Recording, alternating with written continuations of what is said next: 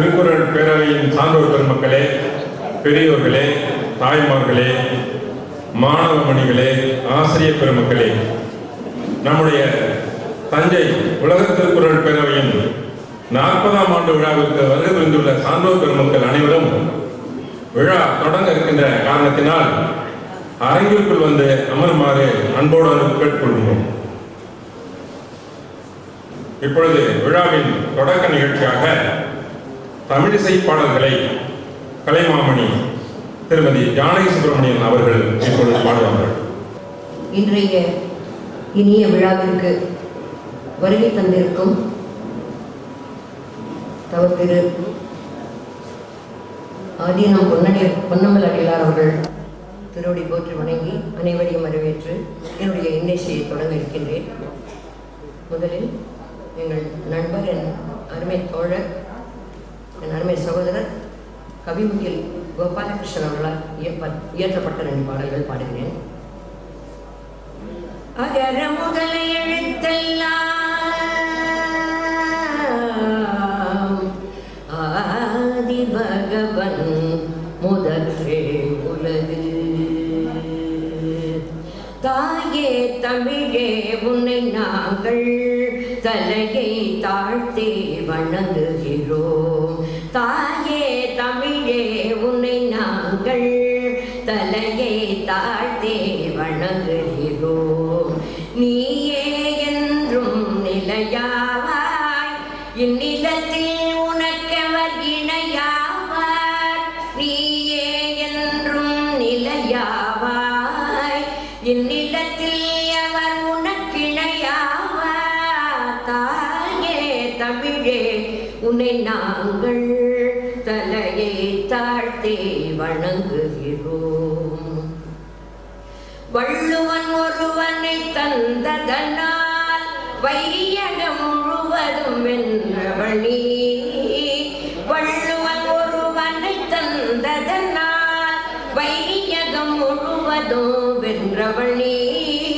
துள்ளிடும் கம்பனின் சொல்லானே தொடர்ந்தே புகழை பெறுபவனி. தாயே தமிழே உன்னை நாங்கள் தலையை தாழ்த்தே வணங்குகிறோம். 1000 1000 பாடல்களை ஆக்கிய ராமலிங்கரினால் மாயிரு ஞானம் முழுவதையும் மனத்தால் கவரும் மலரானாய்.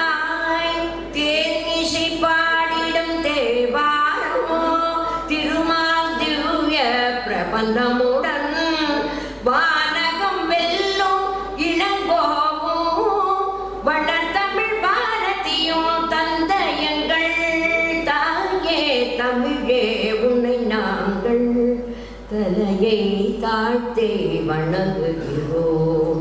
தலையை தாழ்த்தே வணங்குகிறோம். அடுத்து தமிழர் பண்பாட்டின் சிறப்பை விளக்குகிற ஒரு அழகிய சிறு பாடல். உலகினில் சிறந்தது தமிழர் பண்பாடு, இது உண்மை உண்மை என்றே நீ பாடு. உலகினில் சிறந்தது தமிழர் பண்பாடு, இது உண்மை உண்மை என்றே நீ பாடு.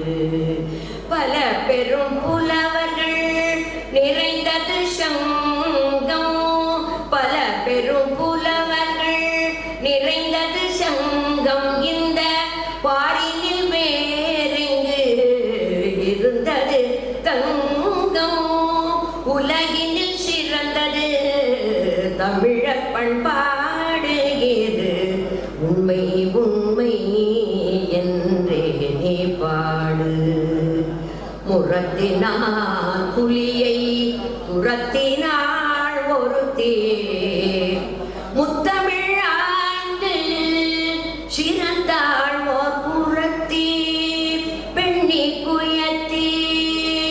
முரத்தினாள் புலியை துரத்தினாள் ஒருத்தி, முத்தமிழாண்டு புயத்தே மகனுக்கு விழுப்பும் மகிழ்ந்தனள் மோர்த்தாய் மகனுக்கு விழுப்பும் மகிழ்ந்தனள் மோர்த்தாய் மற்றெங்கு உண்டு சொல்லுவாய் என்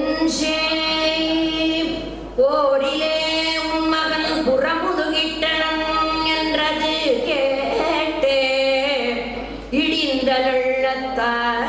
இடிந்தனள்ளத்தாய் கோழைக்கு பாலா கொய்வேன் மார்பகம் இறந்தவர் பிணத்தை எடுத்து பார்த்தாள் மகன் புன்மார்பிலே மகிழ்ந்தாள் முகந்தாள் பொய்யனை கண்டாள் போ என்றாள் மகிழ்ந்தாள் முகந்தாள் பொய்யனை கண்டாள் போ என்றாள் பொய்யனை கண்டாள் போ என்றாள் உலகினில் சிறந்தது தமிழர் பண்பாடு இது உண்மை உண்மை என்றே நீ பாடு உண்மை உண்மை என்றே நீ பாடு. நன்றி. அடுத்து பாவேந்தரின் ஒரு அழகிய பாடல். தமிழ் பெண்ணே தமிழ் பெண்ணே தமிழ் படித்தாயா தமிழ் பெண்ணே தமிழ் பெண்ணே தமிழ் படித்தாயா தமிழ் படித்தேன் தமிழ் படித்தேன் தமிழ் பெண்ணானே தமிழ் படித்தேன் தமிழ் படித்தேன் தமிழ் பெண்ணானே தமிழ் பெண்ணே தமிழ் பெண்ணே தமிழை ஏன் படித்தாய் தமிழ் பெண்ணே தமிழ் பெண்ணே தமிழை ஏன் படித்தாய் தமிழ் படித்தேன் தமிழ் படித்தேன் அதை உணர்த்தான் தமிழ் படித்தேன் தமிழ் படித்தேன் அதை உணர்த்தான் அமிழ்தம் தந்தால் தமிழை தள்ளி அதை நீ உண்பாயா அமிழ்தம் தந்தால் அதனை தமிழை தள்ளி அதை நீ உண்பாயா அமிழ்தும் தமிழுக்கு அதிக இனிப்பாதுவா என்னை வளர்க்கும் அமிழ்தும் தமிழுக்கு அதிக இனிப்பா அதுவா என்னை வளர்க்கும் தமிழ்தான் நீயோ நீதான் தமிழோ தமிழ்தான் நீயோ நீதான் தமிழோ தமிழ் பெண்ணே சொல் தமிழையும் பார் என்னையும் பார் வேற்றுமை இல்லை தமிழையும் பார் என்னையும் பார் வேற்றுமை இல்லை. அடுத்து அருள்ஜோதி ராமலிங்கருடைய ஒரு பாடல்.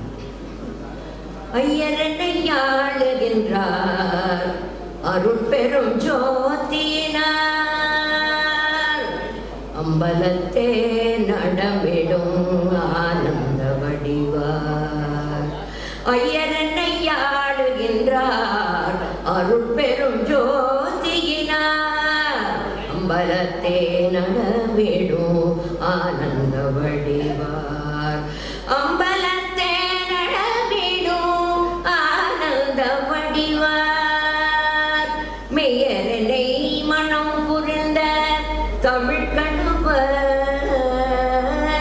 மெய்யரனை மனம் புரிந்த தமிழ் கணுவர் துரிய வெளியில் நிலா மண்டபத்தே மேவி அமுதளித்த மெய்யரனை மனம் புரிந்த கணுவர் துரிய வெளியில் நிலா மண்டபத்தே மேவி அமுதளித்தே கையகத்தே ஒரு பசும் பொன் கங்கணமோ புனைந்தார் கங்கணத்தின் தரத்தை என்னால் கண்டுரைக்கப்படுமோ கையகத்தே ஒரு பசும் பொன் கங்கணமோ புனைந்தார் கங்கணத்தின் தரத்தை என்னால் கண்டுரைக்கப்படுமோ வையகமும் வானகமும் தந்தாலும் அதற்கு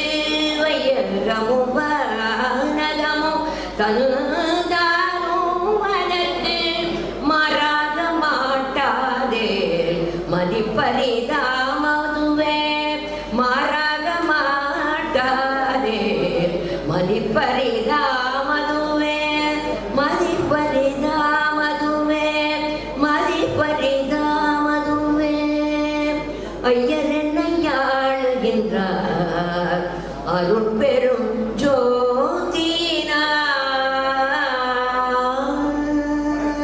அருட்பெரும் ஜோதி அருட்பெரும் ஜோதி தனி பெரும் கருணை அருட்பெரும் ஜோதி.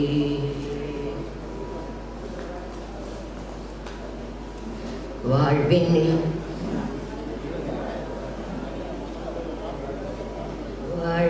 செம்மையை செய்பவள் நீயே, மாண்புகள் நீயே செந்தமிழ் தாயே. வாழ்வினில் செம்மையை செய்பவள் நீயே, மாண்புகள் நீயே செந்தமிழ் தாயே. வீழ்வாரை வீழாது காப்பவள் நீயே, வீரனின் வீரமும் வெற்றியும் நீயே செந்தமிழ் தாயே. என் தமிழ் தாயே செந்தமிழ் தாயே என் தமிழ் தாயே.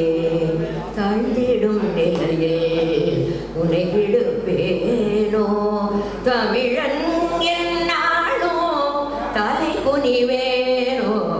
தாழ்ந்திடும் நிலையில் உனை விடுப்பேனோ, தமிழன் என்னாளோ தலை குனிவேனோ.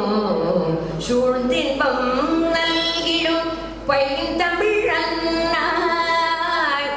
சூழ்ந்தின்பம் நல்கிடும் பைந்தமிழன்னாய். தோன்றுடல் நீ உயிர் நான் மறப்பேனோ செந்தமிழ் தாயே என் தமிழ் தாயே. செந்தமிழ் தாயே என் தமிழ் தாயே. செந்தமிழே உயிரே நருந்தேனே, செயலினை மூச்சினை உனக்களித்தேனே. செந்தமிழே உயிரே நருந்தேனே, செயலினை மூச்சினை உனக்களித்தேனே. நீ நைந்தாயனில் நைந்து போகும் என் வாழ்வு, நீ நைந்தாயனில் நைந்து போகும் என் வாழ்வு.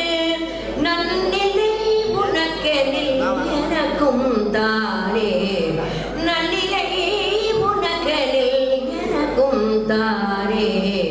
செந்தமிழ் தாயே என் தமிழ் தாயே, செந்தமிழ் தாயே என் தமிழ் தாயே. முந்தைய நாளினில் அறிவும் இல்லாது மொய்த்த நல் வணிகராம் புது புனல் மீது, செந்தாமரை காடு பூத்தது போல செழித்த என் தமிழ் ஒளியே நீ வாழி. செழித்த என் தமிழ் ஒளியே நீ வாழி, ஒளியே நீ வாழி, தமிழ் ஒளியே நீ வாழி, ஒளியே நீ வாழி, தமிழ் ஒளியே நீ வாழி.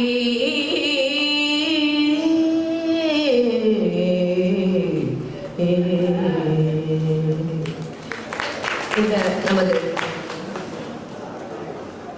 பாரதிதாசரால் இனிய தமிழ் பாடலுடன் இப்பொழுது என்னுடைய இந்த நிகழ்வை முடித்துக் கொள்கிறேன். வாய்ப்பளித்ததற்கு நன்றி. வெல்க தமிழ்.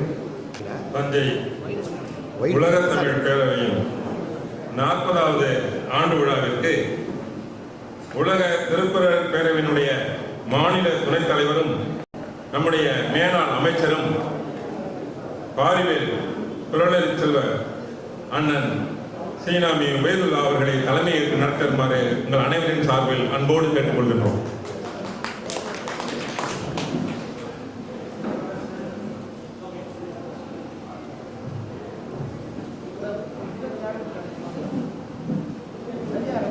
அதனை நான் வழிமொழிகின்றேன்.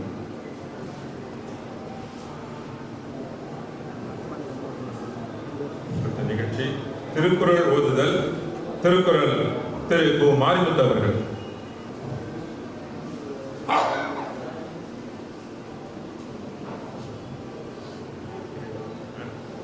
அனைவரும் எழுந்து நின்று நிற்குமாறு அன்போடு கேட்டுக்கொள்கிறோம்.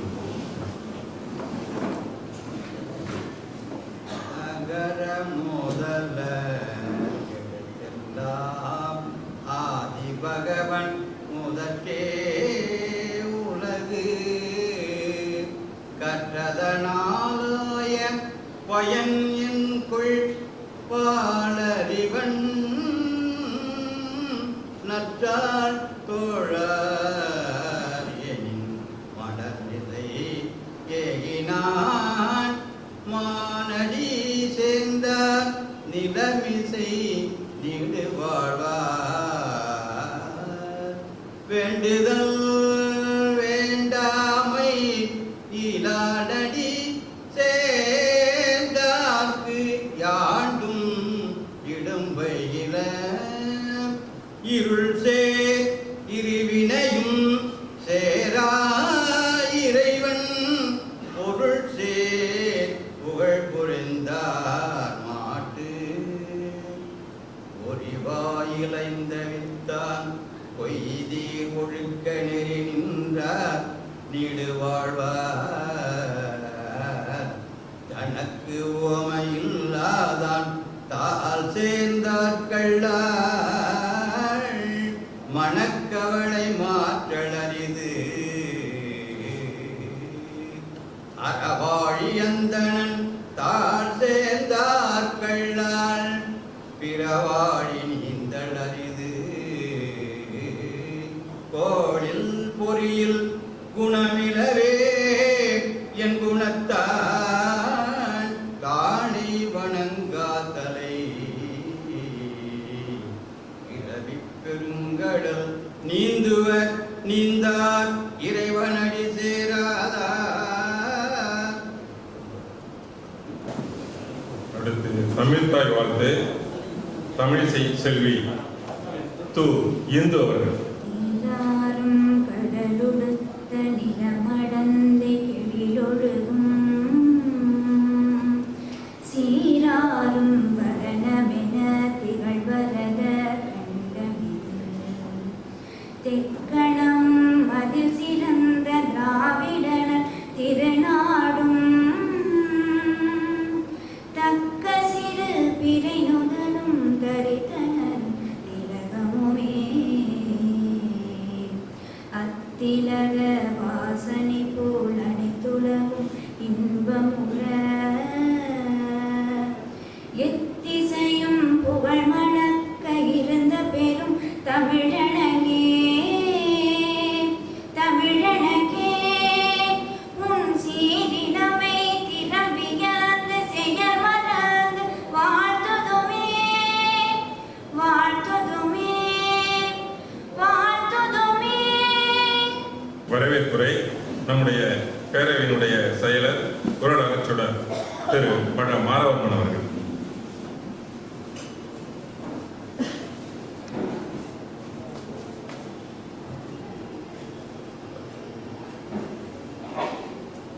எண்ணிய முடிதல் வேண்டும், நல்லவை எண்ணல் வேண்டும், திண்ணிய மெஞ்சல் வேண்டும், தெளிந்த நல்லறிவு வேண்டும், பண்ணிய பாவமெல்லாம் பருதிமன் பணியை போல நன்னிய நின்மன் இங்கு நசித்திடல் வேண்டுமன்னாய் என்று பாரதி தன் தாயை வணங்கியதைப் போல நானும் என ஈன்ற தாயையும் என்னை வளர்த்து ஆளாக்கிய அன்பு தந்தையும் இந்த நல்ல வேலையிலே வணங்கி வருகின்றேன். மேடையிலே வீற்றிருக்கின்ற சான்றோர் பெருமக்களே, மேடையின் முன் வீற்றிருக்கின்ற சான்றோர் பெருமக்களே, பெரியோர்களே, தாய்மார்களே, ஆசிரியர் பெருமக்களே, மழலை செல்வங்களே, மாணவர்களே, உங்கள் அனைவருக்கும் என்னுடைய இனிய மாலை வணக்கத்தை தெரிவிப்பதிலே நான் பெருமகிழ்ச்சி அடைகின்றேன். இன்று உலக திருக்குறள் பேரவையின் ஒரு மைல்கல். 40 ஆண்டுகள் நிறைவு பெற்றுவிட்டன. 40 ஆண்டுகள் உலக திருக்குறள் பேரவை தஞ்சையிலே செம்மையாக செயல்பட்டு வருவதை இந்த பகுதி மக்கள் அனைவரும் நன்குணர்வார்கள். அந்த வகையிலே இது ஒரு சிறப்பான ஒரு நிகழ்ச்சியாக அமைந்திருக்கின்றது. இந்த நிகழ்ச்சிக்கு எல்லா வகையிலும் எங்களுக்கு வழிகாட்டி வருகின்றவர்கள் மாநில தலைவர் போற்றுவதற்கும் வணக்கத்துக்கும் உரிய அடிகளார் அவர்கள். அவர்கள் இன்று பல்வேறு இடர்பாடுகளும் இன்னல்களும் அவர்களுக்கு தொடர்ந்த பணிகள் இருந்தாலும் கூட நம்முடைய பேரவைக்கு முன்னுரிமை கொடுத்து அவர்கள் இந்த நிகழ்விலே கலந்து கொள்வதற்காக இங்கே 5 மணிக்கெல்லாமே வந்துவிட்டார்கள். வந்து இங்கே நம்முடைய பேரவை உறுப்பினரோடு அவர்கள் கலந்து பேசிக் கொண்டிருந்தார்கள். அடிகளாரை இந்த பகுதியில் மட்டுமல்லாமல் நம் மாநிலத்தில் உள்ள அனைவருமே நன்கு உணர்வோம். குன்றக்குடி ஒரு திருக்குறளுக்கே வழிவிட்ட ஒரு மடமாகும். நம்முடைய பெரிய சுவாமி அவர்கள் ஒரு புரட்சி துறவியாக இருந்து நம்மை எல்லாம் வழிநடத்தியதை நாம் என்றுமே நம்முடைய மனதில் நிறுத்தி அவர்களை வணங்கி வருகின்றோம் என்பது குறிப்பிடத்தக்கது. அந்த வகையிலே நம்முடைய இளைய சுவாமி அவர்களை பற்றி எல்லோருமே நன்கு அறிவார்கள். அவர்கள் ஆண்டுதோறும் நம்முடைய பேரவையினுடைய ஆண்டு விழாவிலே கலந்து கொண்டு அவர்கள் நமக்கு இங்கே விருது பெற்ற அறிஞர்களுக்கெல்லாம் விருதுகள் வழங்கி, அதோடு மட்டுமல்லாமல் திருக்குறள் ஒப்பித்தல் போட்டியில், பேச்சு போட்டியில் பரிசு பெற்ற மாணவர்களுக்கெல்லாம் பரிசுகள் வழங்கி நம்மோடும் கலந்து பேசி நல்ல கருத்துக்களை எல்லாம் நமக்கு சொல்லி மகிழ்வது அவருடைய வழக்கம். அந்த வகையிலே இந்த ஆண்டு அவர்களுக்கு பல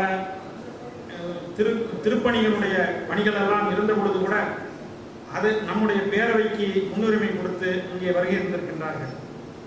நாங்கள் சமீபத்திலே நம்முடைய திருக்குறள் பேரவை குடும்பத்தின் சார்பாக ஒரு ஆன்மீக சுற்றுலா பயணம் சென்ற பொழுது குன்றக்குடிக்கும் சென்றோம்.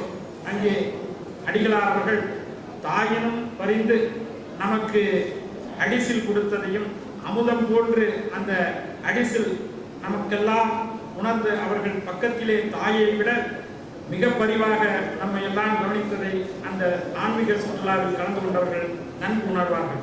அந்த வகையிலே சாமி அவர்கள் புரட்சி துறவியினுடைய வாரிசாக இன்று இந்த காலகட்டத்திற்கு என்ன தேவையோ அந்த தேவையை சமுதாயத்திற்கு எடுத்துச் செல்கின்றார்கள். நாமெல்லாம் அவருடைய வழித்தடத்திலே பயணிக்கின்றது நமக்கெல்லாம் பெருமையாகும்.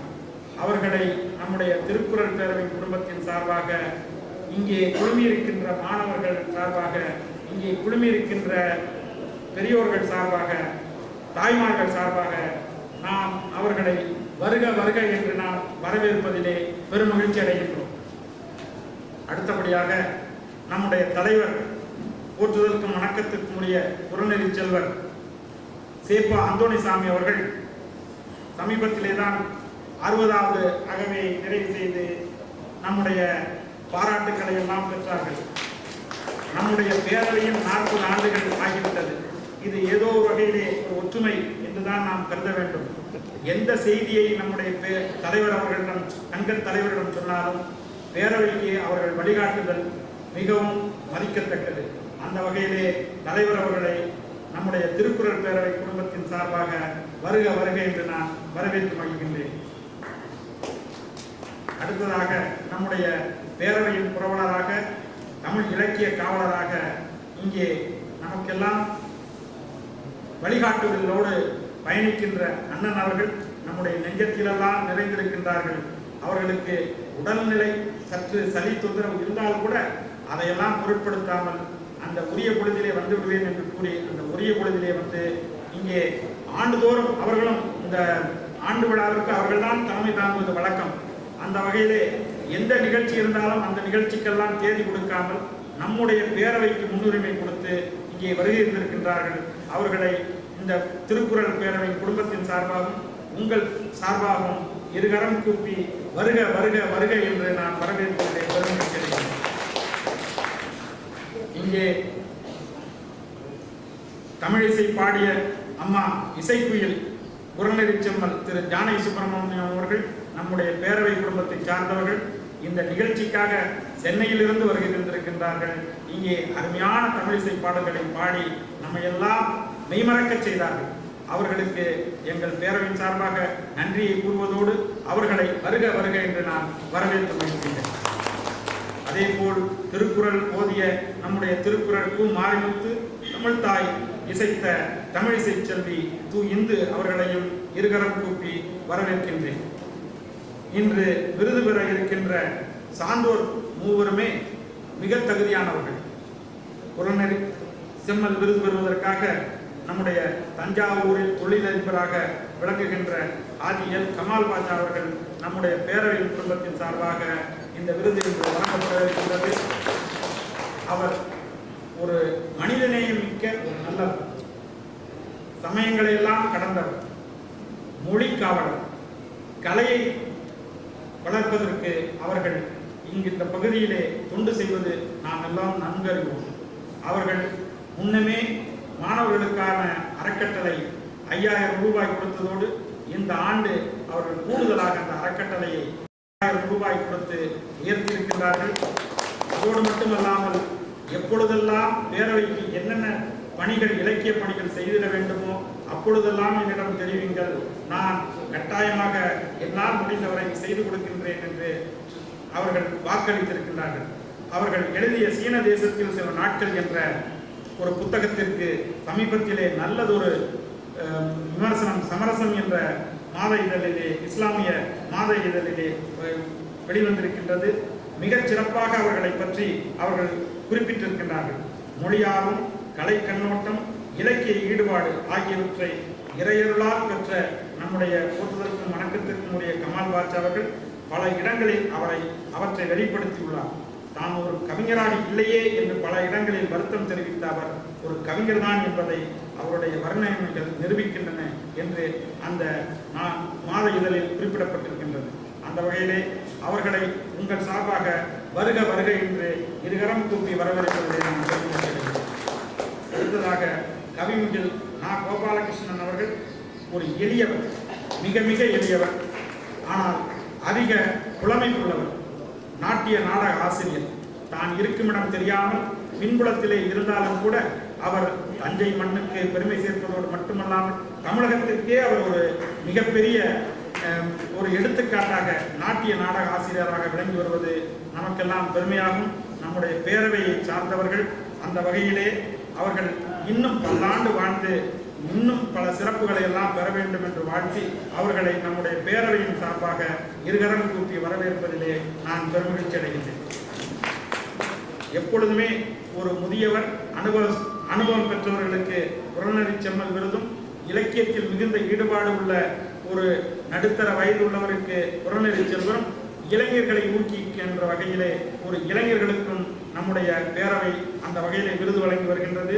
அதற்கு தஞ்சையிலே இளமை துடிப்போடு இலக்கிய உணர்வோடு செயலாற்றுபவர் நாம் அறிந்த இரா செலியன் அவர்கள் அவருடைய முதல்வர் என்பது குறிப்பிடத்தக்கது.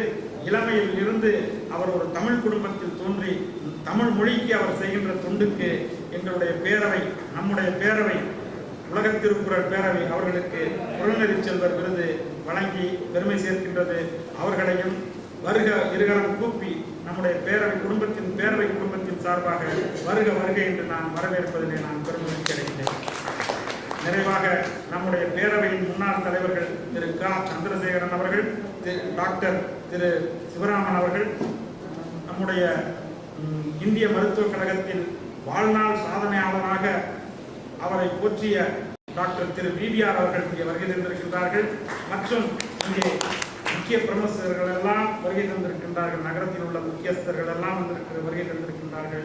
அவர்கள் எல்லோரையும் நம்முடைய பேரவையின் சார்பாக வருக வருக என்று நான் வரவேற்று, பத்திரிகை நிருபர்கள் வருகை தந்திருக்கின்றார்கள். அவர்களையும் இருகரம் கூப்பி நான் வரவேற்று என்னுடைய வரவேற்புரையை நிறைவு செய்கின்றேன். நன்றி, வணக்கம். அடுத்ததாக நம்முடைய பேரவையின் செயல்பாடுகளை விளக்கி ஆண்டறிக்கையாக வாசிக்க வருகை தரக்கூடிய புறநெறி செம்மல் புலவர் திரு அரங்க அரமணன் அவர்களே அழைக்கின்றேன். வெல்க தமிழ், வாழ்க வள்ளுவம், வளர மனிதநேயம். உலக திருக்குறள் பேரவையின் தஞ்சாவூர் 40ஆம் ஆண்டின் நிறைவு விழா அறிவிக்கையை நான் இப்பொழுது பதிவு செய்ய இருக்கின்றேன். பேரன்புடைய அனைவருக்கும் என் பணிவான வணக்கம். எண்ணி துணிக கருமம் என்னும் திருவள்ளுவரின் கருத்திற்கு ஏற்ப செயலாற்றி வரும் இவ்விழாவின் தலைவர், உலக திருக்குறள் பேரவையின் மாநில துணைத் தலைவர் குறநெறி செல்வர் பாரிவேல் அவர்களே, உலக பொதுமறையாம் வள்ளுவத்தை வாழ்வியலாக கொண்டு தாமும் வாழ்ந்து பிறரையும் வாழச் செய்வித்த தமிழ் மாமுனிவர் அருணறிவு தந்தை அவர்களின் வழி நின்று எங்களையும் ஆக்கி கொடுத்து அல்லும் பகலும் அயராது பிழைத்து வரும் கலைமாமணி தவத்திரு குன்றக்குடி பொன்னம்பலனார் அவர்களே, பேரவை ஆள்போல் தழைத்து அதுபோல் வேரூன்றி விழுதாக தாங்கி நிற்கும் புரவல பெருமக்களே, விருதால் தாவும் நம்மால் விருதும் பெருமை பெறும் வகையில் அவையில் வீற்றிருக்கும் சான்றோர் பெருமக்களே, இங்கே பெரிய மக்கள், பெரிய சான்றோர், முன்னாள் தலைவர், நம்முடைய மருத்துவ பெருமகனார் பலர் இங்கே வந்திருக்கிறார்கள். ஒவ்வொருவரையும் சொல்லினார் கால சுருக்கம் கருதி எல்லோருக்கும் இங்கே அமர்ந்திருக்கிற பெரிய சான்றோர் பெருமக்களே, உங்களை மீண்டும் வணங்குகிறேன். கைமாறு கருதாக குரலடிகளார் நினைவாக திங்கள்தோறும் ஞாயிற்றுக்கிழமையில் தொல்காப்பியம், புறநானூறு, இசைத்தமிழ் அறிஞர்கள் என்பனவற்றில் ஆய்வு வகுப்பு நடத்தி பேரவைக்கு பெருமையும் சேர்த்து வருகின்ற சான்றோர் பெருமக்களே, மற்ற அவையில் வீற்றிருக்கும் சான்றோர் பெருமக்களே, திருக்குறள் சுற்றத்தார்களே, பெற்றோர்களே, தாய்மார்களே, இருபால் ஆசிரியர் பெருமக்களே, மாணவ செல்வங்களே, தொலைக்காட்சி நண்பர்களே, செய்தித்தாள் முகவர்களே, உங்கள் அனைவருக்கும் இந்த இனிய மாலை பொழுதில் என் வணக்கத்தை தெரிவித்து இவ்வாண்டின் நிறைவு விழாவின் ஆண்டறிக்கையை அவை முன் அளிக்கின்றேன். திருக்குறளை அறநூலாக நீதி நூலாக மட்டும் காண்பதோடு பேசுவதோடு நில்லாமல் அதனை வாழ்வியல் நூலாக கொண்டு வள்ளுவர் வழியில் நடந்தால் இந்த உலகத்தை வருத்தும் துன்பங்கள் அனைத்தும் அகலம், அன்பு வளரும், அறம் தழைக்கும், பண்பாடு மேலோங்கும் என உலகம் உய்ய வழிகூறும் தமிழ்மாமுனிவர் மொழியை குறிக்கோளாக கொண்டு மறவாது ஒல்லும் வகையால் அவ்வழியில் நடந்து வருவதால் நம் உலக திருக்குறள் பேரவை நாளொரு மேனியம் பொழுதொரு வண்ணமாக பழமையை பெற்று மிக சிறப்பாக 40 ஆண்டுகள் நிறைவு பெற்று விளங்கி வருகிறது என்பதை மிகுந்த மகிழ்ச்சியோடு தெரிவித்துக் கொள்கின்றேன்.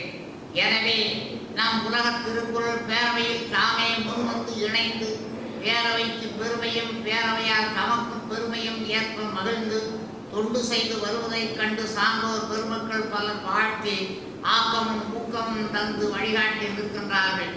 எனவே இந்த வகையில் 28/2/2013 வியாழக்கிழமை 39ஆம் ஆண்டு நிறைவு விழா நடைபெற்ற பிறகு 2013 மார்ச் திங்கள் முதல் நடைபெற்று வந்த நிகழ்வுகள் பலவாகும். அவற்றை நெல்படுத்தினால் நேரம் போதாது. அதிலே ஓட்டல் பரிசுத்தத்தில் கங்கை மணிமாறன் அவர்கள் ஈரடியால் உலகளந்த வள்ளுவர் என்னும் பொருவத்தை பேசினார்.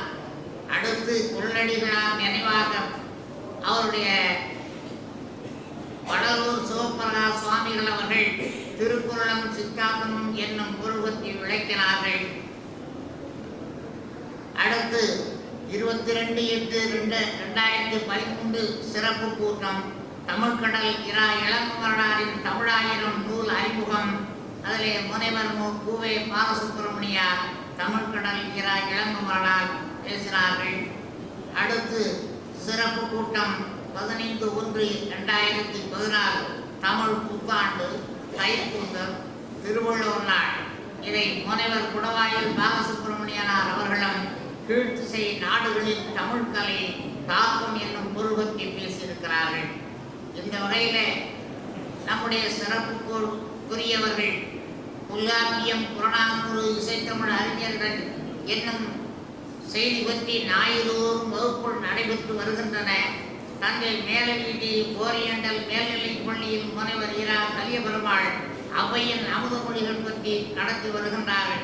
மேலே குறிப்பிடப்பட்ட பேராசிரியர் பெருமக்கள் எவ்வித கைமாறும் கருதாமல் உலக திருக்குறள் பேரவைக்கு தொண்டு செய்து வருவது பாராட்டுக்குரியதாகும். விருது பெறும் சான்றோர்களுக்கும் திருக்குறள் போட்டியில் கலந்து கொண்டு வெற்றி பெற்ற மாணாக்கர்களுக்கும் பேராளர்கள் நிலையான வைப்புத் தொகை தந்து நிறுவிய அறக்கட்டளையின் வாயிலாக பரிசுகள் வழங்கப்பெறுகின்றன. ஜாதி மத வேறுபாடின்றி விருது வழங்குவதில் மிகுந்த பொறுப்புடன் குழுவினர் தேர்ந்தெடுத்திருக்கின்றார்கள் என்பதை மகிழ்வுடன் தெரிவித்துக் கொள்கின்றோம். இந்த நிலையில் சுவாமி விவேகானந்தருடைய 150ஆம் ஆண்டின் பிறந்த நாளாம் போற்றும் வகையில் கொழுத்த முதலாளித்துவம், கெட்டித்தன்மை வாய்ந்த மத பீடங்கள் இவற்றுக்கு பிழைப்புகள் காரணமாக துணை போகிய அராஜகத்தன்மை ஆகியவற்றால் இந்த உலகம் அல்லற்படுகிறது. அழிவை நோக்கி செல்லும் இந்த உலகத்தை தடுத்து நிறுத்தியாக வேண்டும் என்னும் சுவாமி விவேகானந்தருடைய அவர்களின் கருத்தினை நாம் தமிழ்மா முனிவர் அருள்மொழியில் தந்து எடுத்து காட்டியுள்ளார்கள்.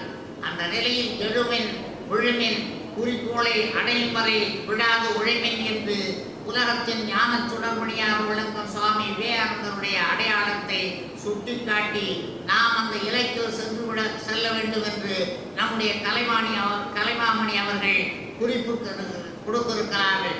அந்த வகையிலே வள்ளூர் கண்ட திருமறையாம் தமிழ் மாதின் இனிய உயர்நிலையை உள்ளம் தெளிவுற போற்றுவோமே என்று முத்தவராகி ஒழுகுவோமே என கூறி நன்றி, வணக்கம்.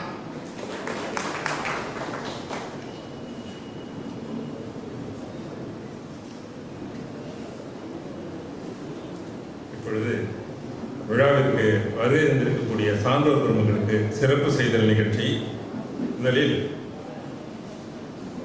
தவத்திரு கலைமாமணி அடிகளார் அவர்களுக்கு நம்முடைய பேரவையுடைய விழா தலைவர் பாரிவேல் அண்ணன் அவர்களுக்கு பேரவைத் தலைவர் அந்தோணிசாமி அவர்கள்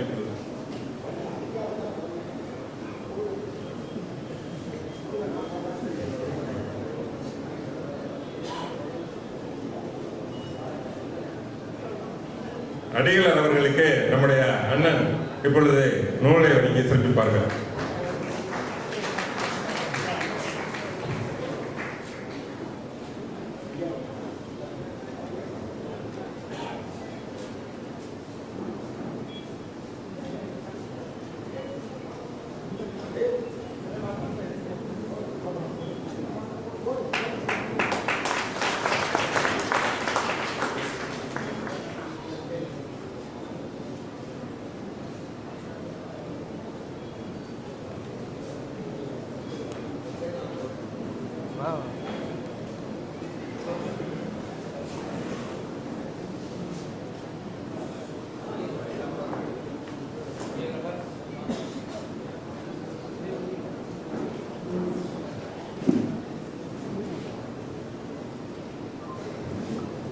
விழா தலைவர் அண்ணன் அவர்களுக்கு அடுத்தது தமிழ் இசை பாடல்கள் வழங்கிய கலைமாமணி இசைக்குழு திருமதி ஜானகி சுப்பிரமணியன் அவர்களுக்கு அடிகளார் அவர்கள், திருக்குறள் ஓதிய திருவாளர் மாரிமுத்து அவர்களுக்கு, தமிழ்தாய் வாழ்த்து பாடிய தமிழிசை செல்வி இந்து அவர்களுக்கு,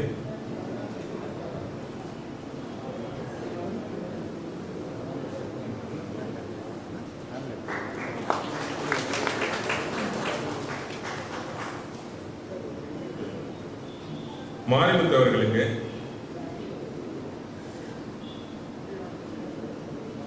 தமிழ்தாய் வாழ்த்து பாடிய இந்து அவர்களுக்கு, வரவேற்புரை ஆற்றிய குரலகத்தொடர் பழ மாறவன் அவர்களுக்கு, அறிக்கை வாசித்த குரலெச்சம்மல் அரங்க அரமண்ணன் அவர்களுக்கு, நன்றி உரை ஆற்றவுள்ள ஐயா சண்முகம் அவர்களுக்கு, நாட்டு வாழ்த்து பாடவுள்ள திருமதி மல்லிகா அவர்களுக்கு,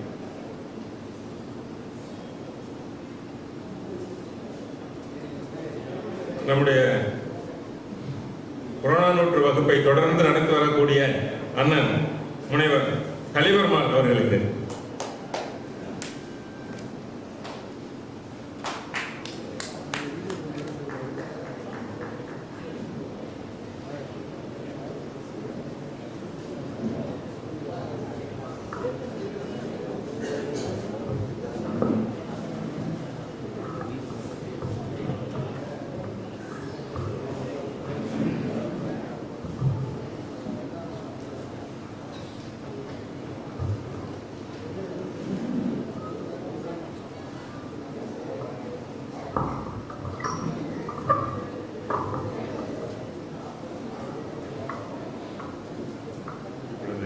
தலைமை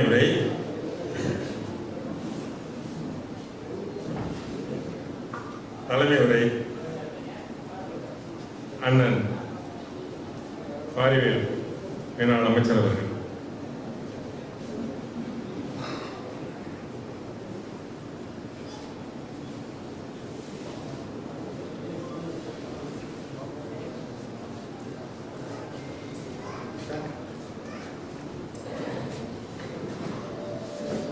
எங்கள் வாழ்வும் எங்கள் வளமும் மங்காத தமிழன்று சங்கே மலர். பேரவையினுடைய ஆண்டு விழா நிகழ்ச்சிக்கு வழக்கம் போல அடங்க அரங்கல்ல நம்முடைய விட்டார சரவணன் கொஞ்சம் அமைதியா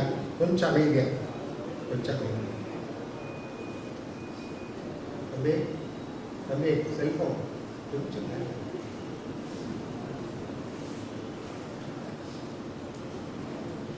வழக்கம் போல இந்த ஆண்டு உடம்புழுக்கு என்கிற வகையிலே எவ்வளவோ பணிகள் தவிர்த்து கொள்ள பார்த்தார்கள். ஆனாலும் தஞ்சை தவிர்த்து கொள்ள இயலாத வகையில் இரண்டாவது நிகழ்ச்சியாக இங்கே வந்து நம்முடைய அடிகளார் அவர்கள் கலந்து கொண்டிருக்கிறார்கள். காலையிலே புதுக்கோட்டையிலே திருக்குறள் பேரவை நிகழ்ச்சி, இப்போது மாலையிலே இங்கே. காலையிலும் நான் அந்த நிகழ்ச்சியிலே சென்று கலந்து கொண்டிருக்க வேண்டும். உடல்நிலை சற்று இடம் கொடுக்காததாலே ஒரு நூல் வெளியிட்ட விழா, திருக்குறள் உலக பொது கவிதை என்கிற ஒரு அருமையான நூல் சேதுபதி அவர்கள் எழுதியிருக்கிறார். அது வெளியிட்ட விழா நிகழ்ச்சி. அதற்கு பின்னாலே தொடர்ந்து அடிகளாருடைய சிறப்புரை என்று காலையிலே நிறைவு பெறுகிறது. இங்கே நம்முடைய அடிகளார் அவர்களுடைய பேச்சை கேட்பதற்கு நாம் எல்லோரும் ஆவலோடு இருக்கிறோம். காலையிலே நம்முடைய மத்திய நிதித்துறை முன்னாள் இணையமைச்சர் அவர்கள் இன்றைக்கு திருச்சிக்கு மாநாட்டு வேலையாக செல்ல வேண்டும் என்று அழைத்தார்கள்.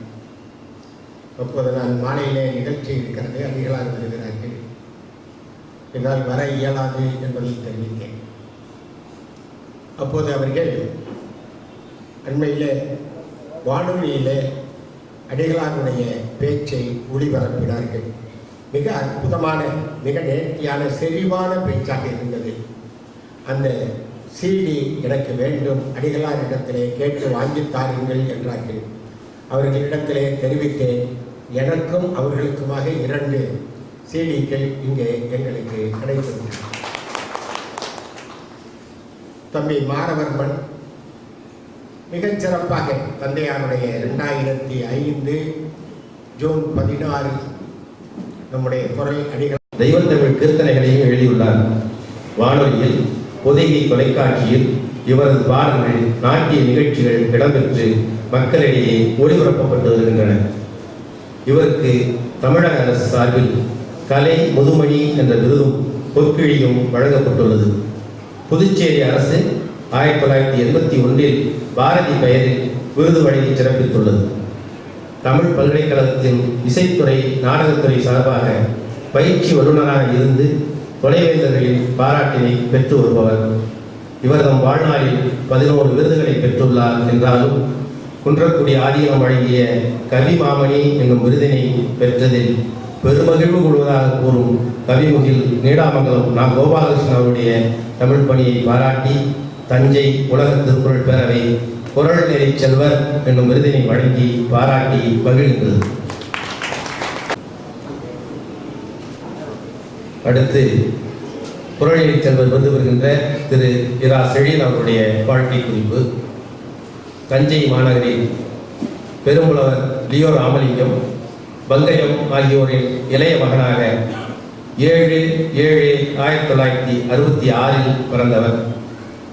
இவர் உடன் பிறந்தோர் அண்ணன் திரு நெடுஞ்செழியன், தங்கைகள் அறச்செல்வி நாகமுத்து, கலைச்செல்வி கஜேந்திரன்.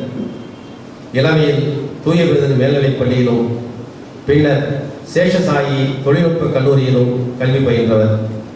திருமதி சுந்தரி அவர்களை வாழ்க்கை துணையாக பெற்று இல்லறம் நடத்தி வருபவர். இவரது இல்லறத்தின் பயனாக கிடைக்கப்பெற்ற அருட்செல்வங்கள் அருள்பாரதி, பார்கவி என்னும் 2 பெண்மக்கள் சிறப்பாக கல்வி கற்று வருகின்றார்கள்.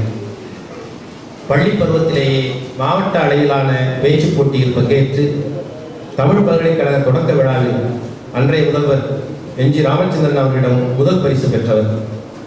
கல்லூரி பருவத்தில் 1981 நண்பர்கள் நற்பணி மன்றம் என்று தொடங்கி காட்டுக்கோட்டை NSK பள்ளிக்கும் கிராம மக்களுக்கும் தொடர்ந்து மருத்துவ முகாம், கல்வி உதவித்தொகைகளை வழங்கியும் சுதந்திர தின விழா முதலியவற்றை நண்பர்களின் ஒத்துழைப்போடு தொடர்ந்து நடத்தியும் வந்தவர். தவர் திரு கார்த்தையா சுவாமிகள், திரு கி ஐயார்வாண்டையார், திரு TK கோவிந்தன், திரு கு அமல்ராஜ் போன்ற பெரியோர்களின் வழிகாட்டுதலில் தையல் பயிற்சி வகுப்புகள், கோயில்களில் உழவாரப் பணி, 7 அகதிகளுக்கான மறுவாழ்வு அளிக்கும் பணிகளை செய்து வந்தார். 1985 தமிழ்த்தாய் இலக்கிய பேரவை அமைப்பின் வாயிலாக வாராந்திர இலக்கிய கூட்டம், மாதாந்திர சொற்பொழிவுகள் போன்றவற்றை நடத்தி வந்தார். திரைப்பட பாடலாசிரியர்கள், எழுத்தாளர்கள் போன்றோர் உருவாகும் களமாகவும் பயிற்சி பட்டறையாகவும் இருக்கும் வகையில் எழுத்தாளர் வெற்றி பேரவை, தஞ்சை பிரகாஷ், சுகன், செல்லத்துறை, சபாபதி, பாவை மணிமுடி ஆகியோருடன் இணைந்து செயல்பட்டார். சமூக இலக்கிய பேரவையில் மாவட்ட செயலாளராக பொறுப்பேற்று ஆண்டுதோறும் சிறந்த கவிஞர்கள், தமிழ் அறிஞர்களுக்கு விருதுகள் வழங்கி சிறப்பு செய்துள்ளார்.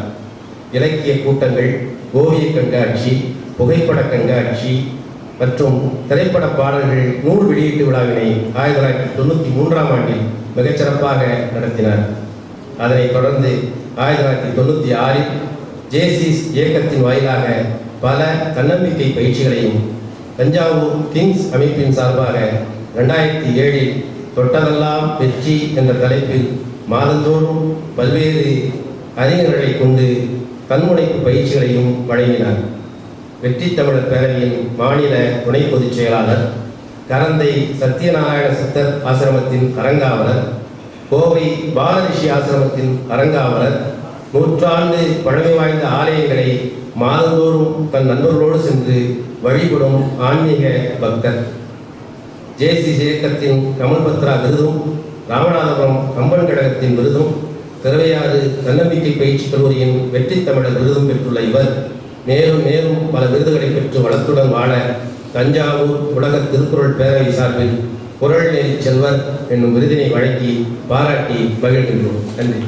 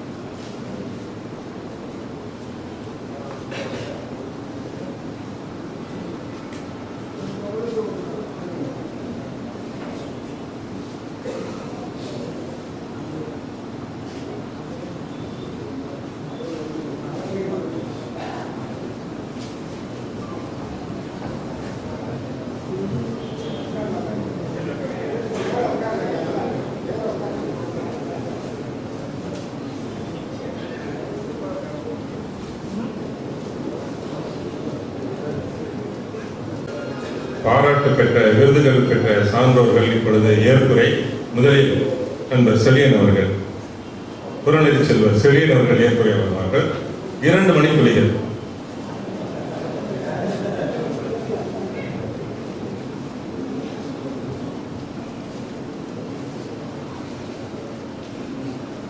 இதே வேளையில் எத்தனையோ நிகழ்ச்சிகளை நடத்தி வந்த நான் இன்று மகிழ்வோடும் நேர்வோடும் இருக்கின்றேன். இது ஒரு மறக்க முடியாத நிகழ்ச்சி. திருக்குறள் பேரவையில் ஒரு 25 ஆண்டுகளுக்கு முன்பாக என்னையெல்லாம் ஒரு உறுப்பினராக சேர்ப்பாரா என்று அருமைக்குரிய ஐயா பன்னி மாணிக்கம் போன்றவர்களெல்லாம் எதிர்பார்ப்பதோடு இருப்போம். ஏனென்றால் அவருடைய ஆற்றல், அவருடைய குறித்த நேரத்தில் ஆரம்பிக்கக்கூடிய பண்பு, ஏன்னா நாங்கள் ரொம்ப 6 மணி நிகழ்ச்சி விடுவோம், 7 மணி 8 மணிலாம் அப்புறம் ஆரம்பிச்சுட்டு இருந்தோம். அப்படிப்பட்டதில் ஒரு மாறுதலாக ஐயா பழனி மாணிக்கம் ஐயா அவர்கள் ஒரு 40 ஆண்டுகளுக்கு முன்பாக தன்னுடைய ஆற்றலால் இந்த திருக்குறள் பேரவையை மிகச் சிறப்பாக தொடர்ந்து நடத்தி வந்து இந்த திருக்குறள் பேரவையின் வாயிலாக எனக்கு இந்த விருது கிடைத்ததை நான் மிக்க மகிழ்ச்சியும் பெருமிதமும் கொள்கின்றேன்.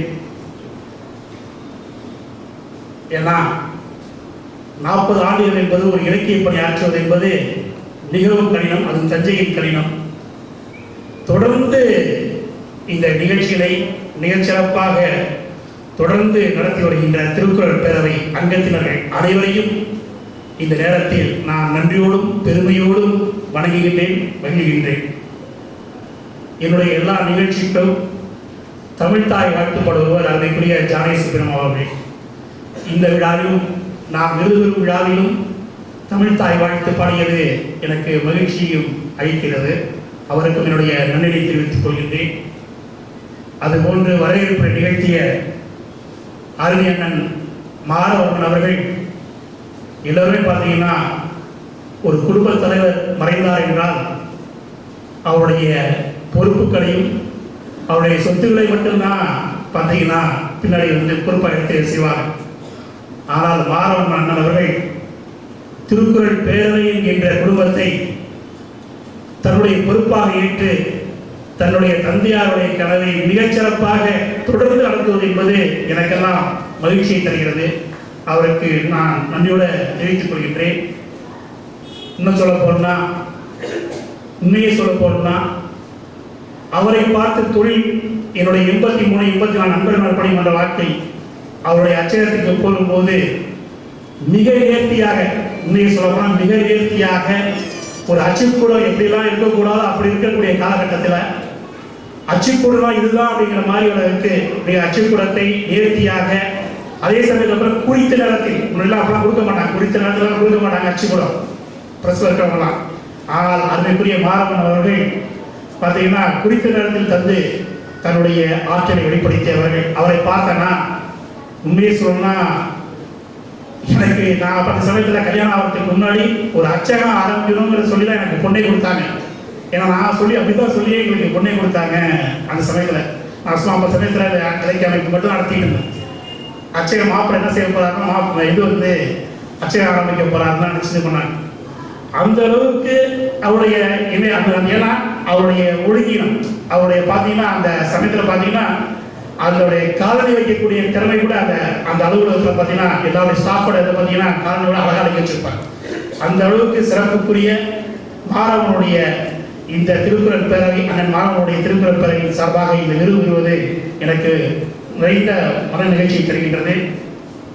அடுத்ததாக அருமை அண்ணன் உபயோகம் அவர்கள் அவரே சொல்லிட்டார், நானே 86, 88 நினைச்சிட்டு இருந்தேன். 86 அந்த அளவுக்கு என் மீது அளவு கடந்த அன்பும் நான் எப்போ இலக்கிய பணி ஆரம்பிச்சனோ அந்த சமயத்தில் என்னை கூர்ந்து கவனித்து ஒருவர் அருமைக்குரிய அண்ணன் உபயோகம் அவர்கள். அவருக்கு நான் என்னுடைய பற்றி எல்லாத்தையும் அவர் சொன்னார். நான் என்ன சொல்லணுமோ அதை வந்து அதுதான் உண்மை. அந்த அளவுக்கு அவருக்கு நன்றியை செய்து சொல்கிறேன். உண்மை சொல்ல போனா குரலை செல்வர் அப்படின்னா அந்த பட்டத்துக்கு உரியவர் அருமைக்குரிய அண்ணன் உபயோகம் அவர்கள். ஏன்னா உண்மையே பார்த்தீங்கன்னா எல்லாருமே குரலை செல்வர் தஞ்சாவூர்ல மிகப்பெரிய எல்லாருமே பண்ண அடுத்த வார்த்தை பேரை சொல்லணும் அண்ணன் தானம்மா. அவருக்கு கொடுத்த விருதை எனக்கு கொடுத்தது மிக மகிழ்வாகவும் மிகவும் நெகிழ்வாகவும் கருதுகின்றேன். அவர் பார்த்தீங்கன்னா முன்னாள் அமைச்சர் என்கிறதை விட திருக்குறள் இந்த குரலை செல்வர் என்கிற விருதையும் எங்களுடைய தமிழ்தாய் இலக்கிய பேரவை என்கின்ற அமைப்பின் மூலமாக வழங்கிய இலக்கிய காவலர் என்கிற விருதையும் பெருதுவாக விரும்புவார் என்று நான் அறிவேன். ஏன்னா முன்னாள் அமைச்சர் சொல்ற போல அதை தந்தி அளிப்பார். அந்த அளவுக்கு குரலை செல்வர் அவருடைய முன்னிலையில அவருடைய தலைமையில இந்த விழா நடப்பது எனக்கு பெருமையும் மகிழ்ச்சியும் தருகிறது. அண்ணவர்களுக்கு என்னுடைய மனமான நன்றியை தெரிவித்துக் கொள்கின்றேன். அதுபோன்று விருது வழங்கி சிறப்பித்த அருமைக்குரிய அடிகளார் அவர்கள் ஒரு 18 ஆண்டுகளுக்கு முன்பாக நானும் என் துணைவியாரும் குன்றக்குடி சென்ற பொழுது அப்பொழுது எனக்கு பாலும் வாழைப்பழமும் கொடுத்தார். இன்னைக்கு விருது கொடுத்திருக்கார்.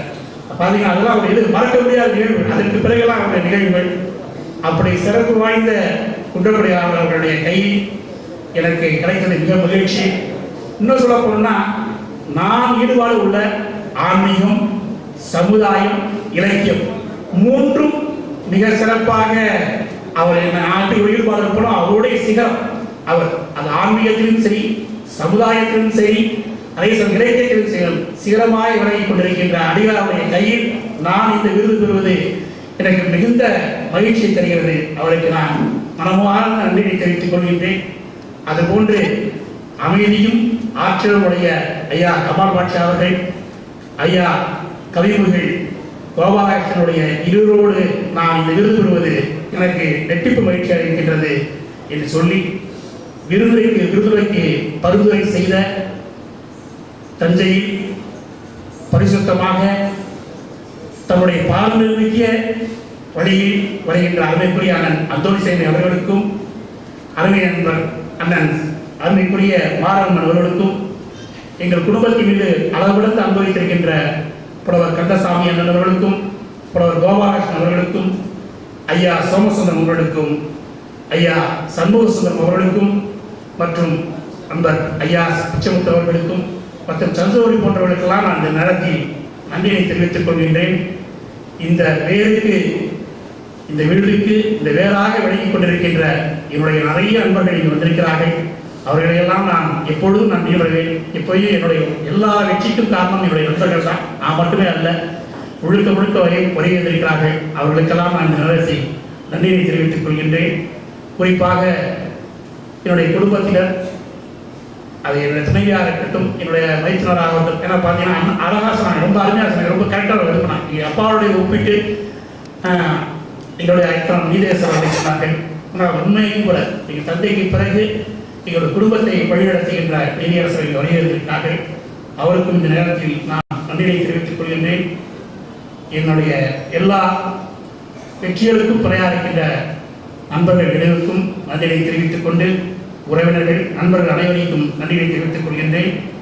இந்த திருக்குறள் பேரவை அமைப்பிற்கு ஆண்டுதோறும் என்னுடைய தந்தையார் லியோ ராமலிங்கனுடைய பெயரை இந்த ஆண்டு விழா செலவுக்காக 2500 ரூபாயை ஆண்டுதோறும் வழங்குகிறேன் என்று சொல்லித்துக் கொண்டு, புறவலர் நிதியையும் வழங்கி நான் சிறப்புகிறேன் என்று சொல்லிக் கொண்டு, எனக்கு இன்னொரு கூடுதல் மகிழ்ச்சி இந்த சமயத்தில் என்னவென்றால், என்னுடைய வாழ்வாசான் கவிப்பேரரசு வைரமுத்து அவர்கள் இந்த ஆண்டு பத்ம பூஷன் விருதை பெற்றிருக்கிறார்.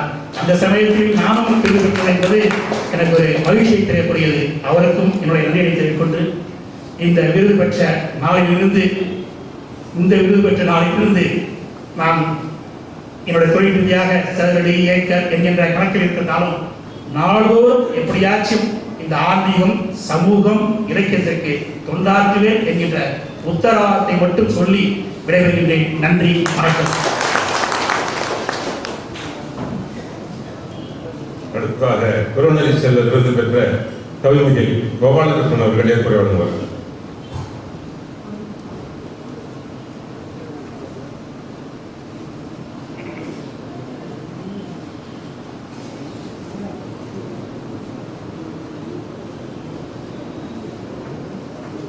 மதிப்பிற்குரிய அனைவருக்கும் என்னுடைய நெஞ்சார்ந்த நன்றியையும் வணக்கத்தையும் தெரிவித்துக் என்னுடைய அன்பு தம்பி செழியன் அவர்கள் யார் யாருக்கு நன்றி தெரிவித்தார்களோ அத்தனை பேருக்கும் என்னுடைய நன்றியை மீண்டும்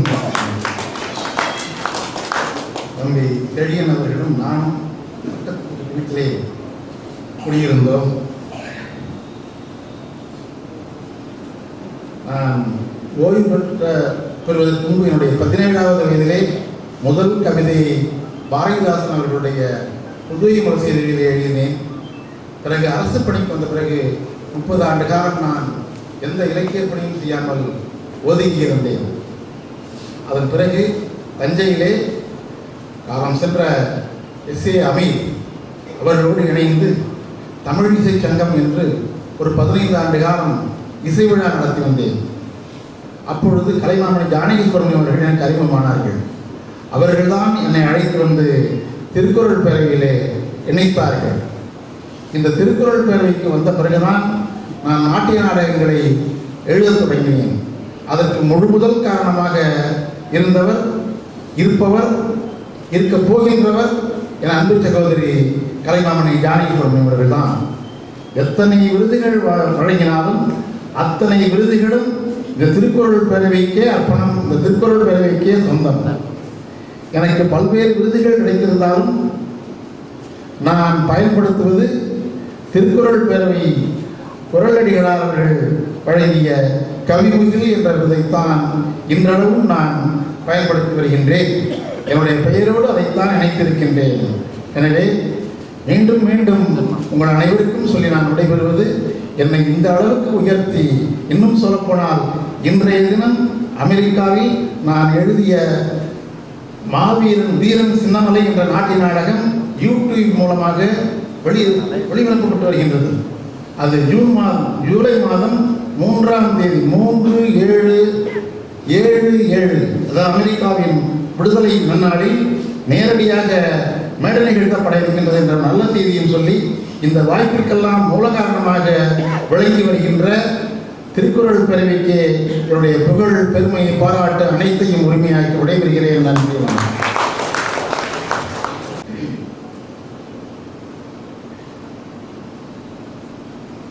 மாண்புமிகு திரு தொண்டக்குடி அடிகளார் ஐயா அவர்களே, முன்னாள்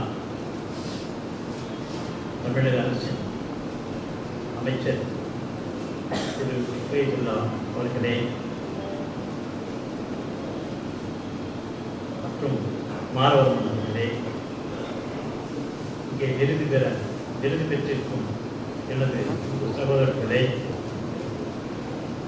திரு அந்தோணிசாமி அவர்களே, டாக்டர் சிவராமன் அவர்களே, டாக்டர் நீதியார் அவர்களே, முகமது ஃபாரூக் அவர்களே மற்றும் இங்கே குழுமி இருக்கும் ஆண்டோர்களே, பெரியோர்களே, சகோதர சகோதரிகளே, நிருபர் நண்பர்களே, உங்கள் அனைவருக்கும் கலைமாமணி அவர்களே, உங்கள் அனைவருக்கும் என் முதற்கண் நன்றியினை மாலை வாழ்த்துக்களை தெரிவித்துக் கொள்கிறேன். இந்த உலக திருக்குறள் பேரவை என்பதால் நான் முதலில் ஒரு திருக்குறளோடு இதை செய்ய வேண்டியது கடமை என்று உணர்கிறேன். அகர முதல்ல எழுத்தெல்லாம் ஆதி பகவன் சிற்றை உலகு, அன்பும் அரண் உடைத்தாய் இல்வாழ்க்கை பண்பும் பயனும் அது, உழுதுண்டு வாழ்வாரை வாழ்வார் மற்றெல்லாம் தொழுதுண்டு பின் செல்பவரை, இறந்தும் உயிர் வாழ வேண்டிய பறந்து கெடுக உலகை என்றியான், உடலினிது யாழினிது என்பர் மக்கள் தம் மழலை சொல் கேளாதன் என்ற பொருளோடு நான் இங்கே துவங்குகிறேன். என்னை முதலில் இந்த திருக்குறள் பேரவைக்கு கொண்டு வந்து நிறுத்தியவர்கள் மறைந்த திரு பள்ளி மாணிக்கம் அவர்களால் மாறவர்கள் தந்தையார்.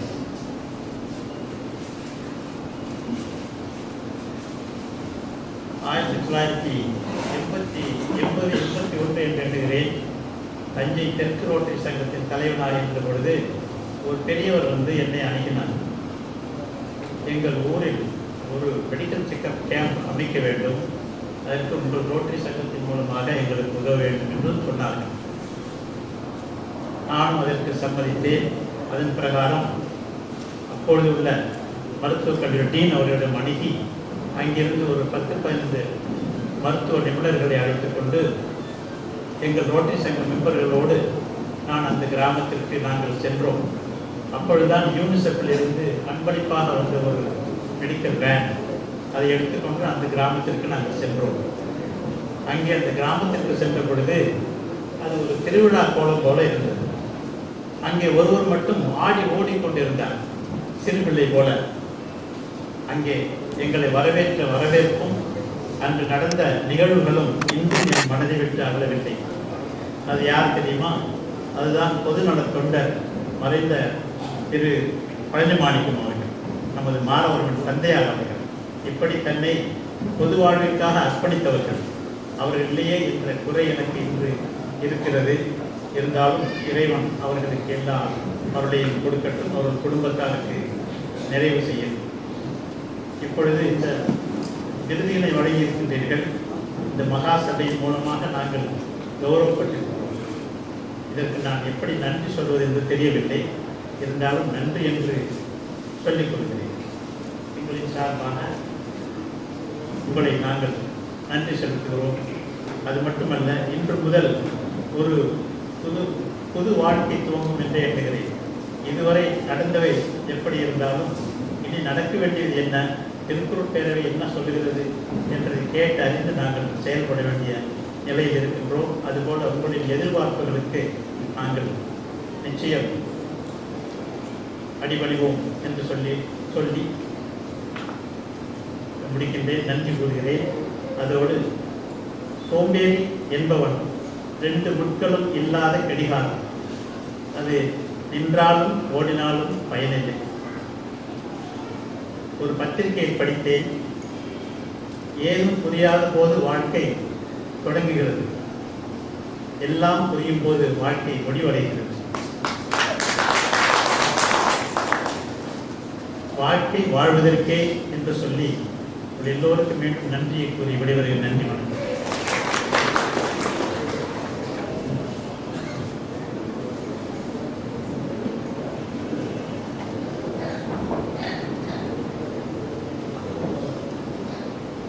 இப்பொழுது கலைமாமணி தவத்தில் குன்றக்குடி அடிகளார் அவர்கள் சிறப்புரையாற்ற வருகின்றனர்.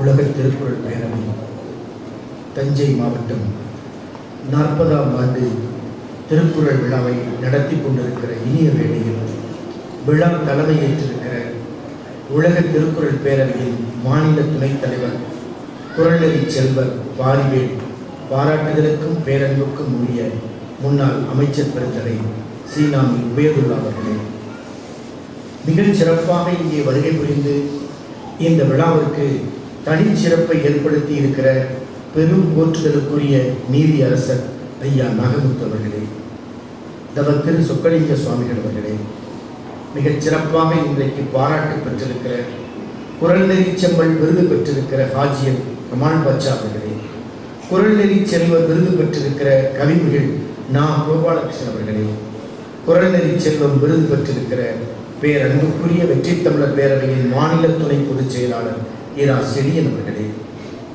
இந்த திருக்குறள் பேரவையை கட்டி காத்து கொண்டிருக்கிற தஞ்சை மாவட்ட திருக்குறள் பேரவையின் செயலாளர் பாராட்டுதலுக்குரிய பழ மாணவர்கள் அவர்களே, பாராட்டுதலுக்குரிய தஞ்சை மாவட்ட திருக்குறள் பேரவையின் தலைவர் குறள்நெறி செல்வர் ஐயா சேகர் அந்தோணிசாமி அவர்களே, பொருளாளர் அன்புக்குரிய அமல்ராஜ் அவர்களே, இங்கு வருகை புரிந்திருக்கிற மருத்துவர் சிவராமன் அவர்களே, ஐயா பட்டுக்கோட்டை சண்முகம் அவர்களே, மிகச் சிறப்பாக தமிழ் கவிக்குயிலாக பாடியிருக்கிற அம்மையார் ஜானகி சுப்பிரமணியன் அவர்களே, பேராசிரியர் முதல்வர் கழிய பெருமாள் அவர்களே, திருவருட் பேரவையின் அன்புக்குரிய ரத்தினம் அவர்களே, ஆசிரியர் கந்தசாமி அவர்களே, பெரியோர்களே, சான்றோர்களே, மாணவ செல்வர்களே, இந்த இனிய வேளையில் திருக்குறள் பேரவை என்று அற்புதமான 3 முத்துக்களை பாராட்டி இருக்கிற இனிய வேளையில் மாணவர்கள் பரிசுகளை பெற்று விரைவாக விடைபெற வேண்டிய நேரத்தில்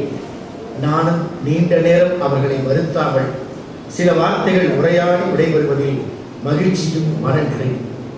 பேசுவதை விட விடைபெறுகிற நேரத்தில் தான் மாணவ செல்வர்களின் கையொலி அதிகமாக இருக்கும். இந்த நேரத்தில் நம்முடைய திருக்குறள் பேரவை என்பது ஒரு குடும்ப உணர்வும் குடும்ப உறவுமாக இயங்குகிறது என்பதற்கான அடையாளம். இந்த அரங்கத்திலிருந்து பாராட்டு விழா நடைபெறுகிற உச்சகட்ட நேரத்தில் இதன் செயலர் அன்புக்குரிய பல மாணவர்கள் அவர்கள் காணாமல் போய்விட்டார். கண்டுபிடிப்பதற்கு செய்தித்தாளை விளம்பரம் செய்ய தேவையில்லை. காரணம் அதற்கு நாம் தான். இன்றைய நாளை திருக்குறள் பேரவை தஞ்சை மாவட்டத்திற்கு ஒதுக்கீடு செய்து இந்த நாளை தவிர வேறு நாளில் வருவதற்கு வாய்ப்பில்லாத காரணம் குன்றக்குடி சண்முகநாத பெருமான் திருக்கோயில் குடமுழுக்கு விழா பணிகள் இந்த ஆண்டு மட்டும் நம்மை விட்டுவிடலாமே என்று நாம் கெஞ்சி கேட்ட போதும் கூட இல்லை, ஆண்டுதோறும் தாங்களே வர வேண்டும் என்ற வேண்டுகோளின் காரணமாக இந்த நாள் தான் வாய்ப்பு, இனிய நாள் என்பதற்கு அல்ல, இந்த நாளை தவிர வேறு நாள் இல்லை என்று சொன்னபோது மறுக்காமல் பல பாரதவர்மன் ஏற்றுக்கொண்டார். ஆனால் இன்றைய தினம் அவரது தமக்கையின் இல்ல திருமணம், தாய்மாமனாய் அவர் இருக்க வேண்டிய நேரத்தில் தாயினும் மேலான திருக்குறளுக்கு விழா எடுப்பதற்காக சற்று நேரத்திற்கு முன்னால் காணாமல் போய்விட்டார். விருதுகள் தருபவர் எவ்வளவு உயரத்தில் இருக்கிறார் என்பதற்கான அடையாளம் திருக்குறள் வாழ்நாளின் எல்லா தளங்களுக்கும் வழிகாட்டுகிறது. அதை அறிய வகையில் நான் விரிவாக விளக்க தேவையில்லை. ஒரு தாய் ஒட்டகமும் குட்டி ஒட்டகமும் பேசிக்கொண்டது. குட்டி ஒட்டகம் பிறந்த சில நாட்களில் தன் தாயிடம் சொன்னது, அம்மா, குட்டி ஒட்டகம் சொல்கிறது, ஆண்டவனின் படைப்பை பார்த்தாயா அம்மா, நம்மை மட்டும் இவன் அருவருப்பாக அவலட்சணமாக படைத்து விட்டான் பார்த்தாயா என்று மிகவும் ஏக்கமாக கேட்டது. நமக்கு மட்டும் சாக்கு போன்ற தோள்கள், இது அருவருப்பாக தெரியவில்லையா அம்மா என்று கேட்டது. தாய் ஒட்டகம் சொன்னது, கண்ணே, பாலைவனம் நாம் வசிப்பது, பாலைவனத்தில் மிக கொடிய வெயில் இருக்கும், அதை போல கடும் பனியும் இருக்கும்.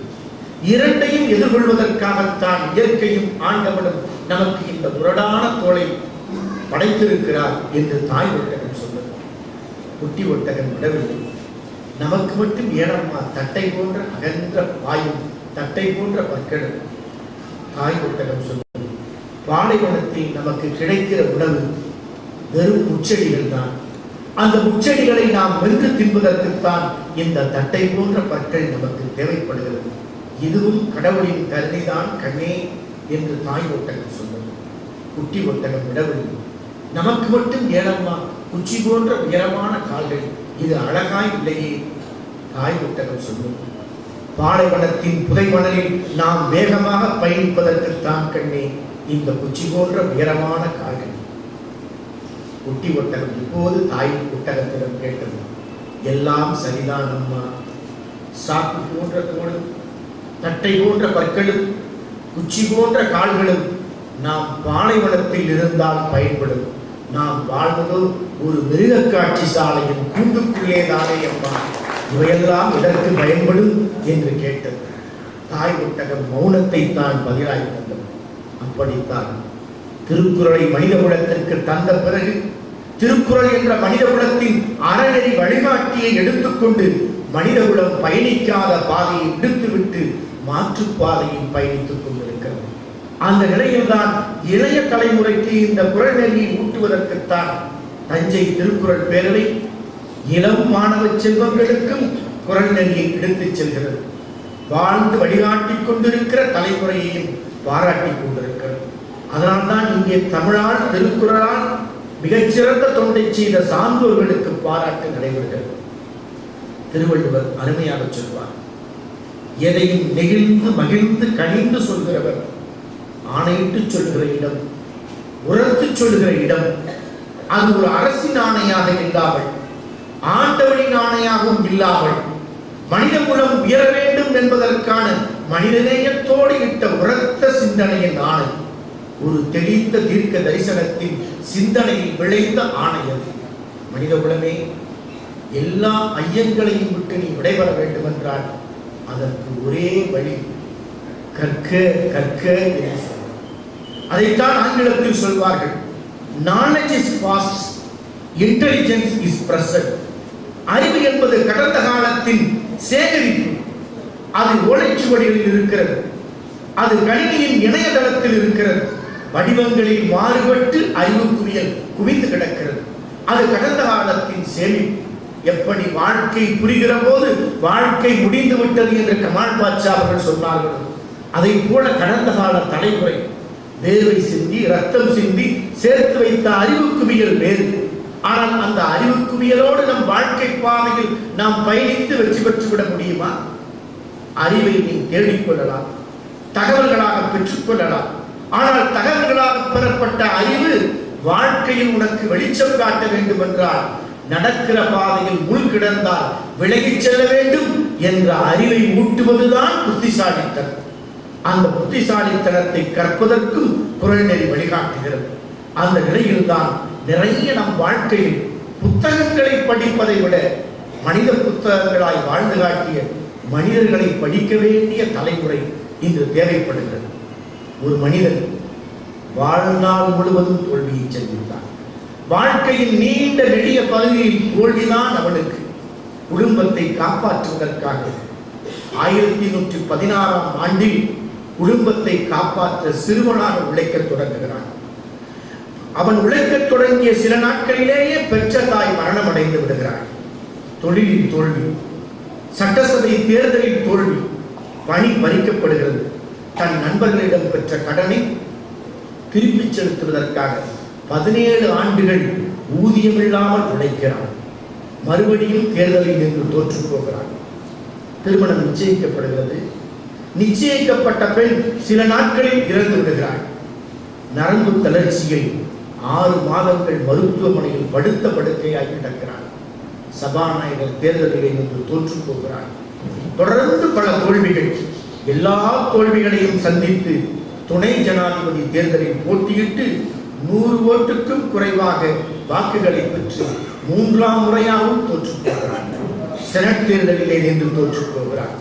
இப்படி எல்லா தோல்விகளையும் சந்தித்தவன் 1816இல் தோல்வியின் முகவுரையை எழுதியவன் 1858 வரை தோல்வி தோல்வி தோல்வி. ஆனால் 1860இல் தான் அவன் அமெரிக்காவின் குடியரசுத் தலைவர் ஆசனத்தில் அமர்கிறான். ஆபிரகாம் லிங்கன் என்ற மகத்தான மனிதன். வாழ்நாள் முழுவதும் தோல்வியை சந்தித்தவன் வெற்றியை பெற்றதற்கு காரணம் வாசிப்பதை அவன் ஒரு நாளும் நிறுத்தியதில்லை. வாசிப்பதையே சுவாசிப்பதாக கொண்டதால் தான் வாசிப்பில் தோற்று போகாத அவன் வாழ்க்கையில் வென்று நின்றான். அதை இளைய தலைமுறை உணர்ந்து கொள்ள வேண்டும். படிப்பது என்பது மதிப்பெண்களை பெறுவதற்கு மட்டுமல்ல. நம் கல்வி எதை தருகிறது? சட்ட நிபுணர்களை உருவாக்கி தருகிறது, மருத்துவர்களை உருவாக்கி தருகிறது, தொழில் முனைவோரை உருவாக்கி தருகிறது, பொறியியலாளரை உருவாக்கி தருகிறது. ஆனாலும் கல்லூரி வளாகத்தில் கல்வி போதிக்க வேண்டிய பேராசிரியர் படுகொலை செய்யப்படுகிறார் என்றால், மாணவனால் படுகொலை செய்யப்படுகிறார் என்றால், இந்த கல்வி எதை போதிக்கிறது என்பதுதான் நமக்கு கவலையாக இருக்கிறது. மருத்துவரை, பொறியாளரை, தொழிலதிபரை உருவாக்கி தருகிற நம் கல்வி முதலில் மனிதர்களை உருவாக்கி தர வேண்டும். மனிதர்களை கல்வி உருவாக்கி தர வேண்டும் என்றால் திருக்குறள் ஒன்றை ஓதினால் போதும். இளைய தலைமுறை அதை உள்வாங்கிக் கொண்டால் அதன் பாதையின் பயணம் செம்மையாக அமையும். ஒரு மாணவனை கேட்டார்கள், ஏன் படிப்பதற்கு நீ அயர்ந்து போகிறாய் என்று கேட்டபோது அவன் சொன்னான், படுத்துக்கொண்டே படித்து பார்த்தேன், அது கண்களுக்கு கெடுதியாய் இருந்தது.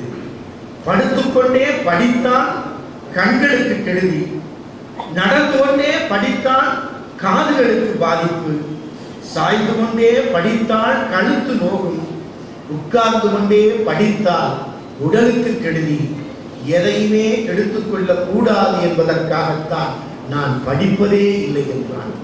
இந்த தலைமுறையைத்தான் எப்படி நாம் போதித்து வழிகாட்டச் செய்ய இருக்கிறோம். துரோணர் தன் குருகுலத்தில் மாணவர்களுக்கான பயிற்சியை தந்தார். ஒரு மரத்தில் ஒரு பொய்க்காகத்தை வைத்துவிட்டு தன் மாணவர்களை அழைத்து குறிபார்க்க சொன்னார். முதலில் துரியோதன் வந்தார். துரோணர் கேட்டார், மரத்தின் உச்சியில் ஒரு பொய்க்காகம், மரக்காகம். அவர் மரத்தின் உச்சியை குறிபார்க்க சொன்னார்.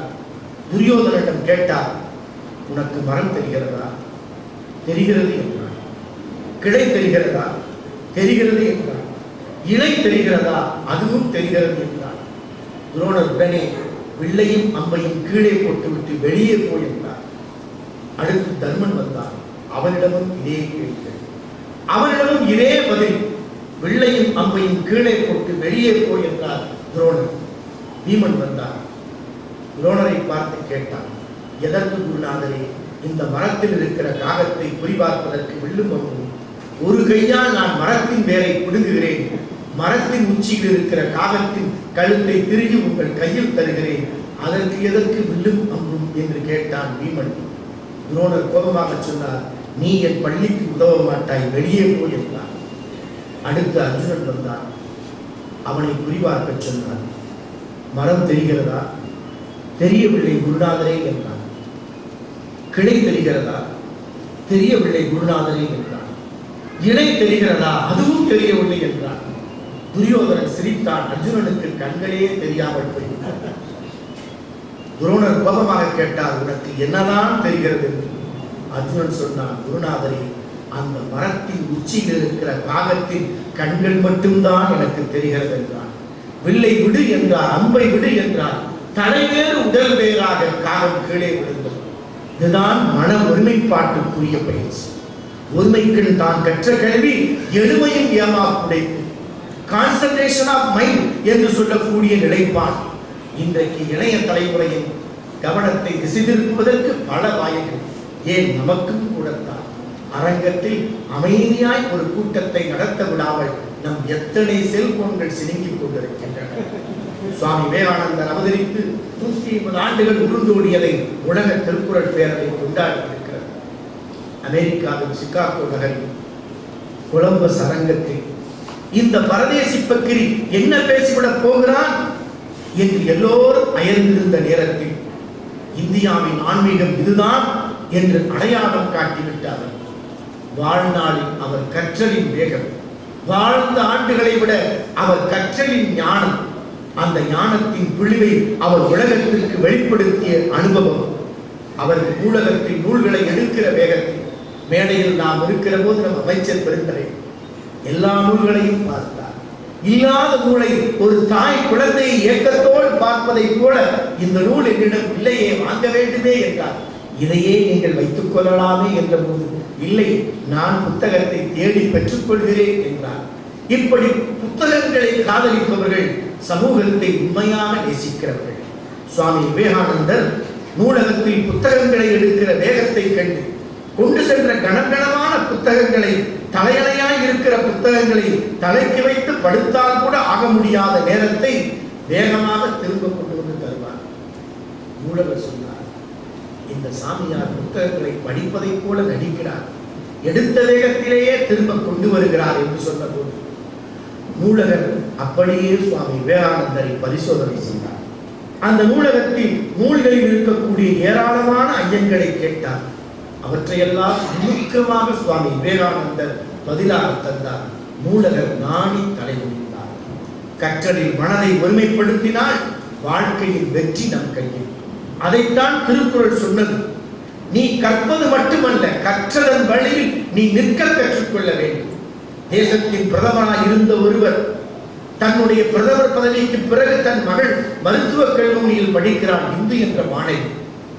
அந்த மாணவி பள்ளியில் கல்லூரிகளில் முதல் மாணவியாக வரக்கூடியவர். மருத்துவக் கல்லூரி தேர்வில் சில மதிப்பெண்கள் குறைந்ததால் அந்த மாணவி இந்து தோற்று போனதாய் தேர்வு முடிவுகள் வந்தது. சக மாணவிகள் அந்த மாணவியை விட அதிர்ச்சி அடைந்தார்கள். கல்லூரியில் எப்போது முதல் மாணவியாய் வருகிறவள் எப்படி தேர்வில் தோற்று போனார்? நீ உடனடியாக மறுமதிப்பீட்டுக்கு விண்ணப்பம் செய் என்று தோழிகள் சொன்னார்கள். அதற்கு அந்த இந்து மாணவி தன் தந்தையிடம் விண்ணப்பிக்கிறார். அப்பா, நான் மதிப்பெண் பெறுவது நன்றாகத்தான் தேர்வு எழுதியிருக்கிறேன், ஏதோ மதிப்பீட்டில் தவறு இருக்க வாய்ப்பு இருக்கிறது, அதனால் நான் மறுமதிப்பீட்டுக்கு விண்ணப்பிக்க வேண்டும். அப்பா சொன்னார், பிரதமராய் இருந்த அப்பா சொன்னார், மகளே, மறுமதிப்பீட்டுக்கு விண்ணப்பித்து அதன் வாயிலாக உண்மையிலேயே நீ தேர்ச்சி பெற்றாலும் என் சலுகையால் தான் நீ வெற்றி பெற்று விட்டாய் என்று சொல்வார்கள், அதனால் மறுபடியும் நீ தேர்வுக்கு தயாராக என்று சொன்னார் அப்பா. அப்படியே அதிர்ச்சியில் அந்த பெண் தற்கொலை செய்து கொண்டார். முன்னாள் பாரத பிரதமர் தேசாயின் மொரார்ஜி தேசாயின் மகள் இன்று. இவையெல்லாம் கடந்த கால சரித்திரங்கள். இளைய தலைமுறை எண்ணி பார்க்க வேண்டியது. நாம் தோற்று ஆபிரகாம் லிங்கன் அருமையாய் சொல்வார், தன்னுடைய மகள் பள்ளிக்கு அனுப்பப்படுகிற போது ஒரு ஆசிரியருக்கு அவர் எழுதிய கடிதம், உலக புகழ்பெற்ற கடிதம்.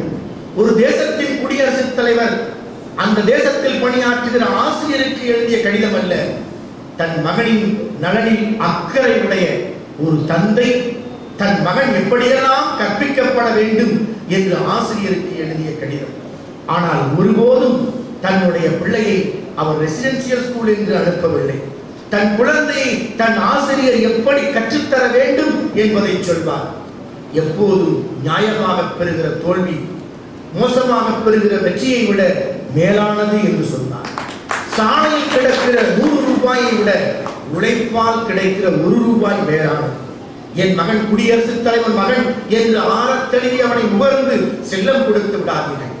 அவனுக்கு தேவையான கண்டிப்பை காட்டுங்கள்.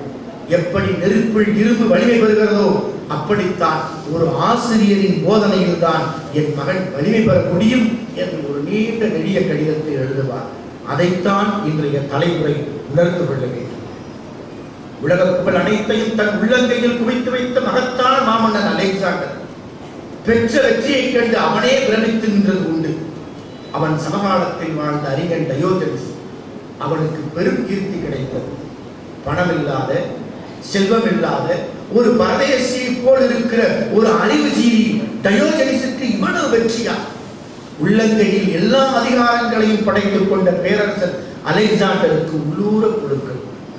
நேரடியாக டயோஜனிஸை சந்திக்கிற போது அலெக்சாண்டர் கேட்பார், என்ன டயோஜனிஸ், என்னை விட உன்னை மக்கள் அதிகமாக புகழ்மாலை சூட்டுகிறார்களே, நான் வெல்லாத நிலப்பரப்பு இல்லை, என் கருவூலத்தில் இல்லாத செல்வம் இல்லை, பிறகு ஏன் உனக்கு மக்கள் புகழ்மாலை சூட்டுகிறார்கள் என்று அலெக்சாண்டர் டயோஜனிஸிடம் நேரடியாக கேட்பார்.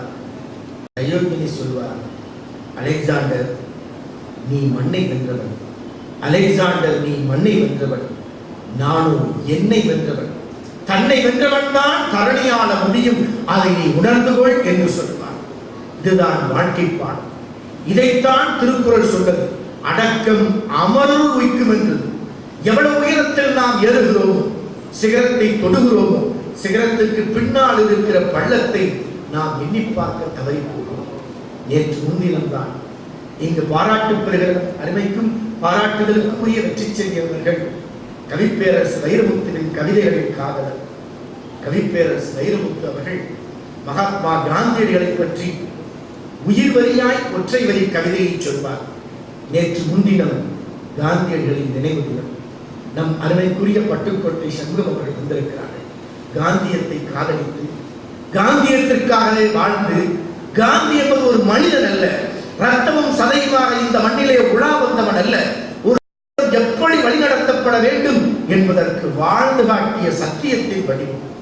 அந்த காந்தியடிகளை பற்றி சொல்வார் வைரமுத்து, இந்த மனித ஆத்மாக்களை பார் மகாத்மா, இந்த மனித ஆத்மாக்களை பார் மகாத்மா, நீ உன்னையே உருக்கி ஒரு சுதந்திர மோதிரம் செய்து கொடுத்தாய், உன்னைத்தான் உருக்கி ஒரு சுதந்திர மோதிரம் செய்து கொடுத்தாய்.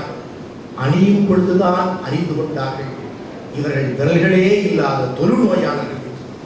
நாட்டு விடுதலை உணராத தலைமுறை, தனக்கென்று ஒரு கொடி பறப்பதல்ல தேசத்தின் அடையாளம், இதையும் தாண்டி இந்த மண்ணையும் மண்ணின் மனிதர்களையும் சக மனிதர்களையும் நேசிக்க கற்றுக்கொள்வதுதான் உண்மையான சுதந்திரத்தின் அடையாளம்.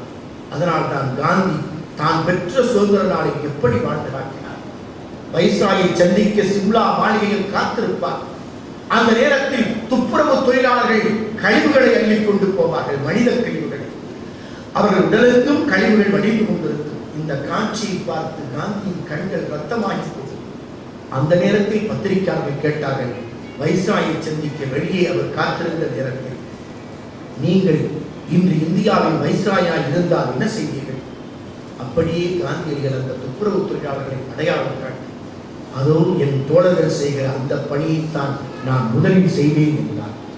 இரண்டாவது நாளும் நீங்கள் அந்த பணியில் நீடிக்கப்பட்டால் அதே பணியைத்தான் நான் செய்வேன் என்றார். தான் எதை போதித்தாரோ, தான் எதை உபதேசித்தாரோ அதே போல வாழ்ந்து காட்டினார். பூரி ஜெகநாதர் ஆலயத்தில் எல்லா மக்களுக்கும் அனுமதி இல்லாத நேரத்தில், அப்படி அந்த மக்களை எல்லோரையும் அனுமதிக்க வேண்டும் என்பதற்காக அவர் ரத யாத்திரை செய்த நேரத்தில், அவர் வாழ்க்கை துணையும் மகனும் அந்த ஆலயத்துக்குள் சென்று வழிபட்டு விட்டு வந்து விட்டார்களே என்ற போது அவர் உயிர் தன்னிலையில் இல்லை. தன்னிலைக்கு வருவதற்கு முன்பு அவர் கண்கள் ரத்தமாகியது. மருத்துவர்கள் வந்துதான் அவரை அமைதிப்படுத்த வேண்டிய கட்டாயம் ஏற்பட்டது. அந்த நிலைப்பாட்டை தான் நாம் இன்றைக்கு எதிர்பார்க்கிறோம். நாடு விடுதலை அடைந்த நேரத்தில் மகாத்மா காந்தியடிகள் டெல்லியிலிருந்து பாட்னா நோக்கி பயணிக்கிறார் ஒரு ரயில். இடையில் பாட்னா ரயில் நிலையத்தில் ரயில் நிற்கிறது. அமைச்சர்கள் அவரை சந்தித்து பேசிக் கொண்டிருக்கிறார்கள். ரயில் புறப்படுகிற நேரம் வந்துவிட்டது. ரயில் நிலைய மேலாளர் மெதுவாக காந்தியடிகளின் காதலியை சொன்னார், நீங்களும் அமைச்சர்களும் முக்கியமாக உரையாடி கொண்டிருக்கிறீர்கள். இந்த நேரத்தில் நான் உங்களுடைய பேச்சுக்கு இடையூறு விளைவிக்க விரும்பவில்லை. அதனால் நீங்கள் எப்போது சொல்கிறீர்களோ அப்போது நான் இந்த ரயிலை இயக்குகிறேன் என்றார். காந்தியடிகளுக்கு வந்தது போதும். இப்படித்தான் இந்த ரயிலில் பயணிக்கிற ஒவ்வொருவரையும் கேட்டு கேட்டு ரயிலை இயக்குவீர்களா? நானோ அமைச்சர்களோ மக்களின் பணியாளர்கள். எங்களை நீங்கள் சகோதரர்களாக பாவித்தால் போதும். அதற்காக எந்த தனிப்பட்ட சலுகைகளும் காட்ட தேவையில்லை. ரயில் புறப்படுகிற நேரம் வந்துவிட்டது என்றால் ரயிலை இயக்குங்கள் என்று ஆணையிட்டார். தான் எப்படி பேசினாரோ அப்படி வாழ்ந்து காட்டியதால் தான் மை லைஃப் இஸ் மெசேஜ் என்று அவரால் வாழ்ந்து காட்ட முடிந்தது. அதைத்தான் திருக்குறள் சொன்னது. செயற்கு அறிய செய்வார் பெரியர் என்று சொன்னது. தன் வாழ்நாளில் நாடு விடுதலை அடைந்தவுடன் 125 ஆண்டுகள் இந்த மண்ணிலே நான் வாழ விரும்புகிறேன் என்று ஆசைப்பட்டார். ஆனால் தான் கண்ட சுதந்திர தேசத்தில் தன் கண் முன்னால் சொந்த சகோதரர்கள் ஜாதியின் பெயராலும் மதத்தின் பெயராலும் அழித்துக் கொண்டிருக்கிற நிலையை கண்டு கண்ணீர் வடித்து சொன்னார். ஒரு முறை அவர் மீது வெடிகுண்டு வீச்சு தாக்குதல் நடந்தது. அந்த வெடிகுண்டு வீச்சு தாக்குதலை தப்பித்து அவர் அந்த இரவு தன் பேத்தி மனுவிடம் சொல்கிறார், மனு, நான் சுதந்திர தேசத்தை 125 ஆண்டுகள் வாழ ஆசைப்பட்டேன். நேற்று நடைபெற்ற வெடிகுண்டு வீச்சு தாக்குதலிலேயே நான் இறந்திருக்க வேண்டும். என்னை ஏன் ஆண்டவர் விளைக்க வைத்தார்? எனக்கு வாழவே விருப்பமில்லை. யாராவது என்னை துப்பாக்கியால் நேருக்கு நேர் சுட்டால் அந்த குண்டுகளை உள்வாங்கிக் கொண்டு இந்த மண்ணிலே கீழே விழுந்து நான் மரணத்தை தழுவ வேண்டும். அப்படி ஒரு மரணம் எனக்கு நடந்தால்தான் நான் மகாத்மா. இல்லை என்றால் நான் மகாத்மா இல்லை என்று நீ கூரை மீது ஏறி நின்று கூவ வேண்டும் என்றார். இந்த நாடு பெற்ற சுதந்திரம் எல்லா மக்களும் ஒற்றுமையாக வாழ்வதற்கு, ஜாதி மத இணைய அடையாளங்களை தாண்டி மனிதகுலம் ஒருமித்து வாழ்வதற்கு. அதனால்தான் திருக்குறள் சொன்னது, நத்தம் போல் கேடும் உலகாலும் சாக்காடு. மரணம் சிலரை வாழ வைக்கிறது, இல்லை அமரத்துவம் அடைய வைக்கிறது. அந்த நிலையில்தான் வாழ்வியலில் எங்கும் நெருக்கடிகளை சந்திக்கிற சமூகம் நெருக்கடி இல்லாத நிலையை சாதிப்பதற்கு ஒரே வழி அன்பின் வழிதான். அதுதான் உயிர்நிலை என்று சொல்வார். இதயம் துடிப்பதல்ல நாம் வாழ்கிறோம் என்பதற்கான அடையாளம். நம் ரத்த ஓட்டம் சீராக இருக்கிறது என்பதல்ல நாம் வாழ்வதன் அடையாளம். நாம் சுவாசிப்பதல்ல, காற்று உள்ளே வந்து போவது மட்டுமல்ல நாம் வாழ்வதன் அடையாளம். நாம் உண்மையில் வாழ்வதன் அடையாளம் சக உயிரின் துன்பத்தை தன் துன்பமாக எண்ணி பார்ப்பது.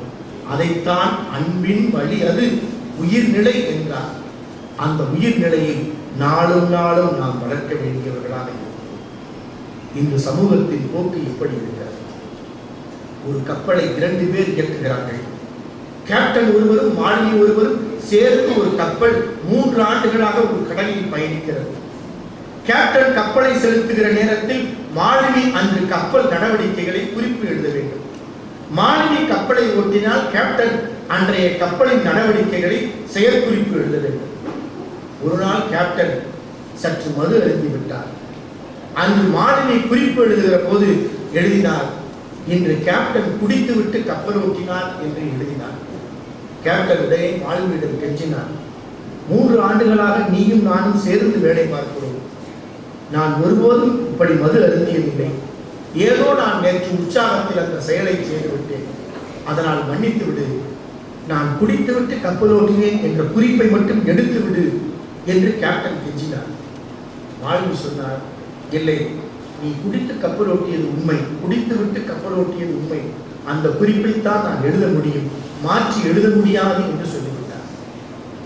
மறுநாள் மாலுமி கப்பல் ஓட்டினார். கேப்டன் இப்போது குறிப்பு எழுதினார்.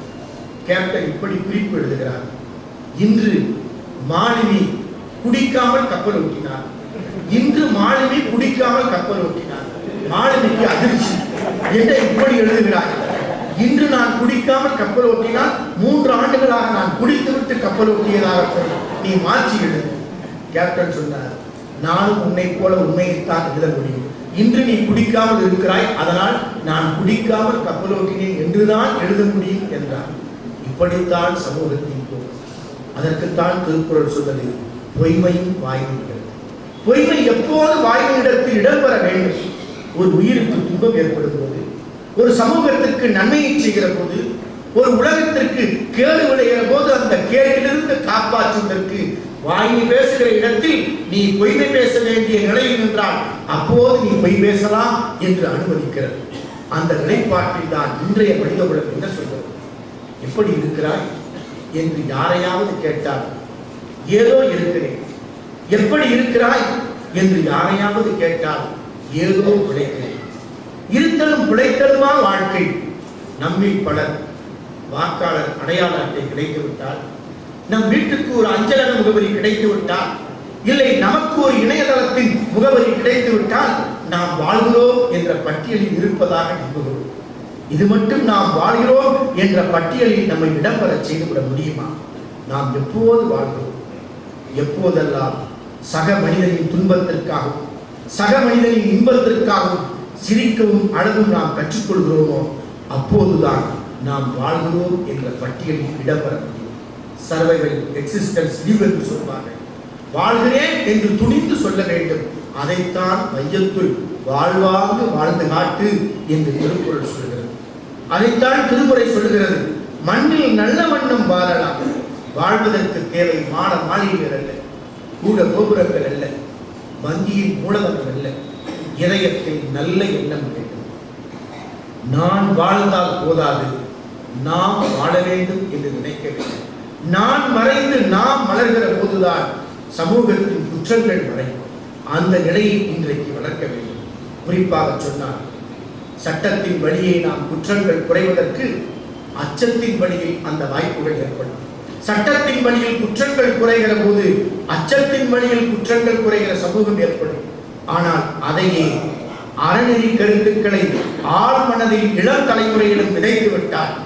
பொய் பேசாதே என்று தாய் பால் புகட்டுகிற போதே குழந்தைக்கு இந்த அறநெறியை திருக்குறளின் வழியை விதைத்து விட்டால் பொய் பேசுகிற சமூகம் எப்படி வளரும்? புறம் பேசாதே என்று இளம் குழந்தைக்கு ஆழ் மனதில் ஆசிரியர் விதைத்து விட்டால் மாலை நேரத்து தேநீர் கடைகளின் சந்திப்பு நின்று எப்படி புறம் பேசுகிற கூட்டம் உருவாகும். அதனால் அறத்தை விதைக்கிற அறநெறியை இளைய தலைமுறைக்கு விதைக்கிற நிலையில் இன்றைய சமூகத்தின் பொறுப்பு இருக்கிறது. அதை ஆசிரியர்களும் பெற்றோர்களும் திருக்குறளின் வழியே இந்த இளைய குழந்தைகளுக்கு ஊட்ட வேண்டும். குறிப்பாக இன்றைக்கு பாராட்டு பெற்றிருக்கிற சான்றோர்கள் குறநெறி செம்மன் ஹாஜியம் கமால் பாட்சா. அவர் தமிழ் கமால் பாட்சா என்றே தமிழ் பல்கலைக்கழகத்தின் துணைவேந்தரால் பாராட்டப்பட்டவர். இங்கு ஆற்றுகிற பணிகள் தஞ்சை திருக்குறள் பேரவை பாராட்டுவது முகங்களுக்காக அல்ல, அவர்களின் சொந்த அகங்களுக்காக, அவர்கள் ஆற்றுகிற பணிகளுக்காக. குறிய நிற்பு நீரது உடைத்து என்று வள்ளுவர் சொல்வாரே, அப்படி எதையும் எதிர்பார்த்தல்ல. இவர்களெல்லாம் தமிழுக்காக உழைக்கிறவர்கள், திருக்குறளுக்காக உழைக்கிறவர்கள், சமூகத்தின் மேம்பாட்டிற்காக தன்னை அர்ப்பணிக்கிறவர்கள். பாராட்டு என்பது வளரும் பயிருக்கு வான்மழை போல என்று பேரறிஞர் அண்ணா சொல்வார். பாராட்டத்தான் சமூகம் வளரும். குற்றங்களை கண்டுபிடித்து குறை கூறிக் கொண்டிருப்பதைப் போலவே நல்ல மனிதர்களை கண்டறிந்து அவர்களை பாராட்டுவது ஒரு சமூகத்தின் தேவை. அந்த தேவை நம்முடைய தஞ்சை திருக்குறள் பேரவை மிகச்சிறப்பாகவே செய்து கொண்டிருக்கிறது. அதை போல கவிஞர்கள் நீட்டானா கோபாலகிருஷ்ணன் அவர்கள், அவர் நம் குன்றக்குடியிலேயே பல நேரங்களில் ஆன்மீக திருமுறைகளின் புராணங்களை அற்புதமான நாடகங்களாக இளம் குழந்தைகளுக்கு அம்மையார் ஜானகி சுப்பிரமணியன் மூலம் நம்முடைய பண்பாட்டை கலாச்சாரத்தை வளர்த்து கொண்டிருக்கிற பேரறிஞர். அவர் ஆற்றிய அரும்பெரும் பணிகள், இசைத்தமிழாய் முத்தமிழாய் அவர் ஆற்றி வருகிற பணிகள் மிகவும் பாராட்டுக்குரியவை. அதை போல இரா செழியன் அவர்கள் கவிப்பேரரசு வைரமுத்துவின் கவிதைகளை காதலிப்பவர். அதையும் தாண்டி அந்த கவிதைகளுக்கு செயல் வடிவம் கொடுக்கிற வெற்றி தமிழ் பேரவையின் மாநில துணைத் தலைவராக இருக்கிறார். நிறைவாக சொன்னால், கவிப்பேரரசு வைரமுத்துவின் பல கவிதைகளில் ஒரு கவிதை உலகத்திற்கு வழிகாட்டுகிற கவிதை. மரங்களின் இன்றியமையாமையை பற்றி கவிப்பேரரசு வைரமுத்து சொல்வார். ஓசோன் கோட்டை ஆபத்திலிருந்து இன்றைய இயற்கை சுற்றுப்புற சூழலை பேணி பாதுகாப்பதற்கும் சொல்வார். பிறந்தோம் தொட்டில் மரத்தின் பயம், நடந்தோம் நடைவண்டி மரத்தின் பயம், மரம் தந்த கொடுமை மரம் தந்த கொடை, எழுதினோம் பென்சில் பேப்பர் மரத்தின் பயம், மணந்தோம் மாலைகள் சந்தனம் மரத்தின் பயம், இறுதியில் இடுகாட்டில் எரிந்தோம் எரியும் விறகுகள் மரத்தின் பயம். மரம்தான், எல்லாம் மரம்தான், ஆனால் மறந்தான் மனிதன் மறந்தான் என்று சொன்னார். இயற்கை சுற்றுப்புற சூழலை பேணி பாதுகாக்க வேண்டும் என்ற ஒரு அறிவியலின் கவிதை. அந்த கவிதையைப் போல அவரின் பல கவிதைகளுக்கு செயல் வடிவம் கொடுக்கிற பணியில் நம் அருமைக்குரிய வெற்றி செல்லியன் அவர்கள், குறிப்பாக சொன்னால் இரா செல்லியன் அவர்கள் ஆற்றி வருகிற அரும்பெரும் பணியை இந்த இளம் வயதில் அவரை ஊக்குவிக்கிற விதமாக நம்முடைய திருக்குறள் பேரவை பாராட்டியது மிகுந்த சிறப்புக்குரியது. சுருக்கமாக சொன்னால், நட்ட மரங்களாய் மனிதர்கள் இருக்கக்கூடாது, நட்ட மரங்களாய் மனிதர்கள் இருக்கக்கூடாது, மரம் நடுபவர்களாக மனிதர்கள் மாற வேண்டும். அந்த நிலையை உணர்ந்து இன்று திருக்குறள் பேரவை ஆற்றி வருகிற அரும்பெரும் பணியில் இந்த அரிய பெரிய சிறந்த தமிழ் தொண்டாற்றிய இந்த சான்றோர்களை, சமூக பணியாற்றிய இந்த அறிஞர்களை ஊக்குவிக்கிற இந்த பாராட்டு விழாவில் இவர்களை நாம் பாராட்டி பெருமைப்படுத்தியது உலக திருக்குறள் பேரவை பெருமைப்படுகிறது சொல்லி இந்த விழாவிற்கு தன்னுடைய பல்வேறு பணிகளுக்கிடையே வருகை புரிந்த நீதியரசர் அவர்களுக்கும், குறிப்பாக பாராட்டுதலுக்குரிய முன்னாள் அமைச்சர் பெருந்தரை உபயதுல்லா அவர்களுக்கும், பல்வேறு தமிழறிஞர்களுக்கும் நெஞ்சால் நன்றியை சொல்லி அனைவருக்கும் வாழ்த்துக்களை நன்றிகளை தெரிவித்து விடைபெறுகிறேன். நன்றி.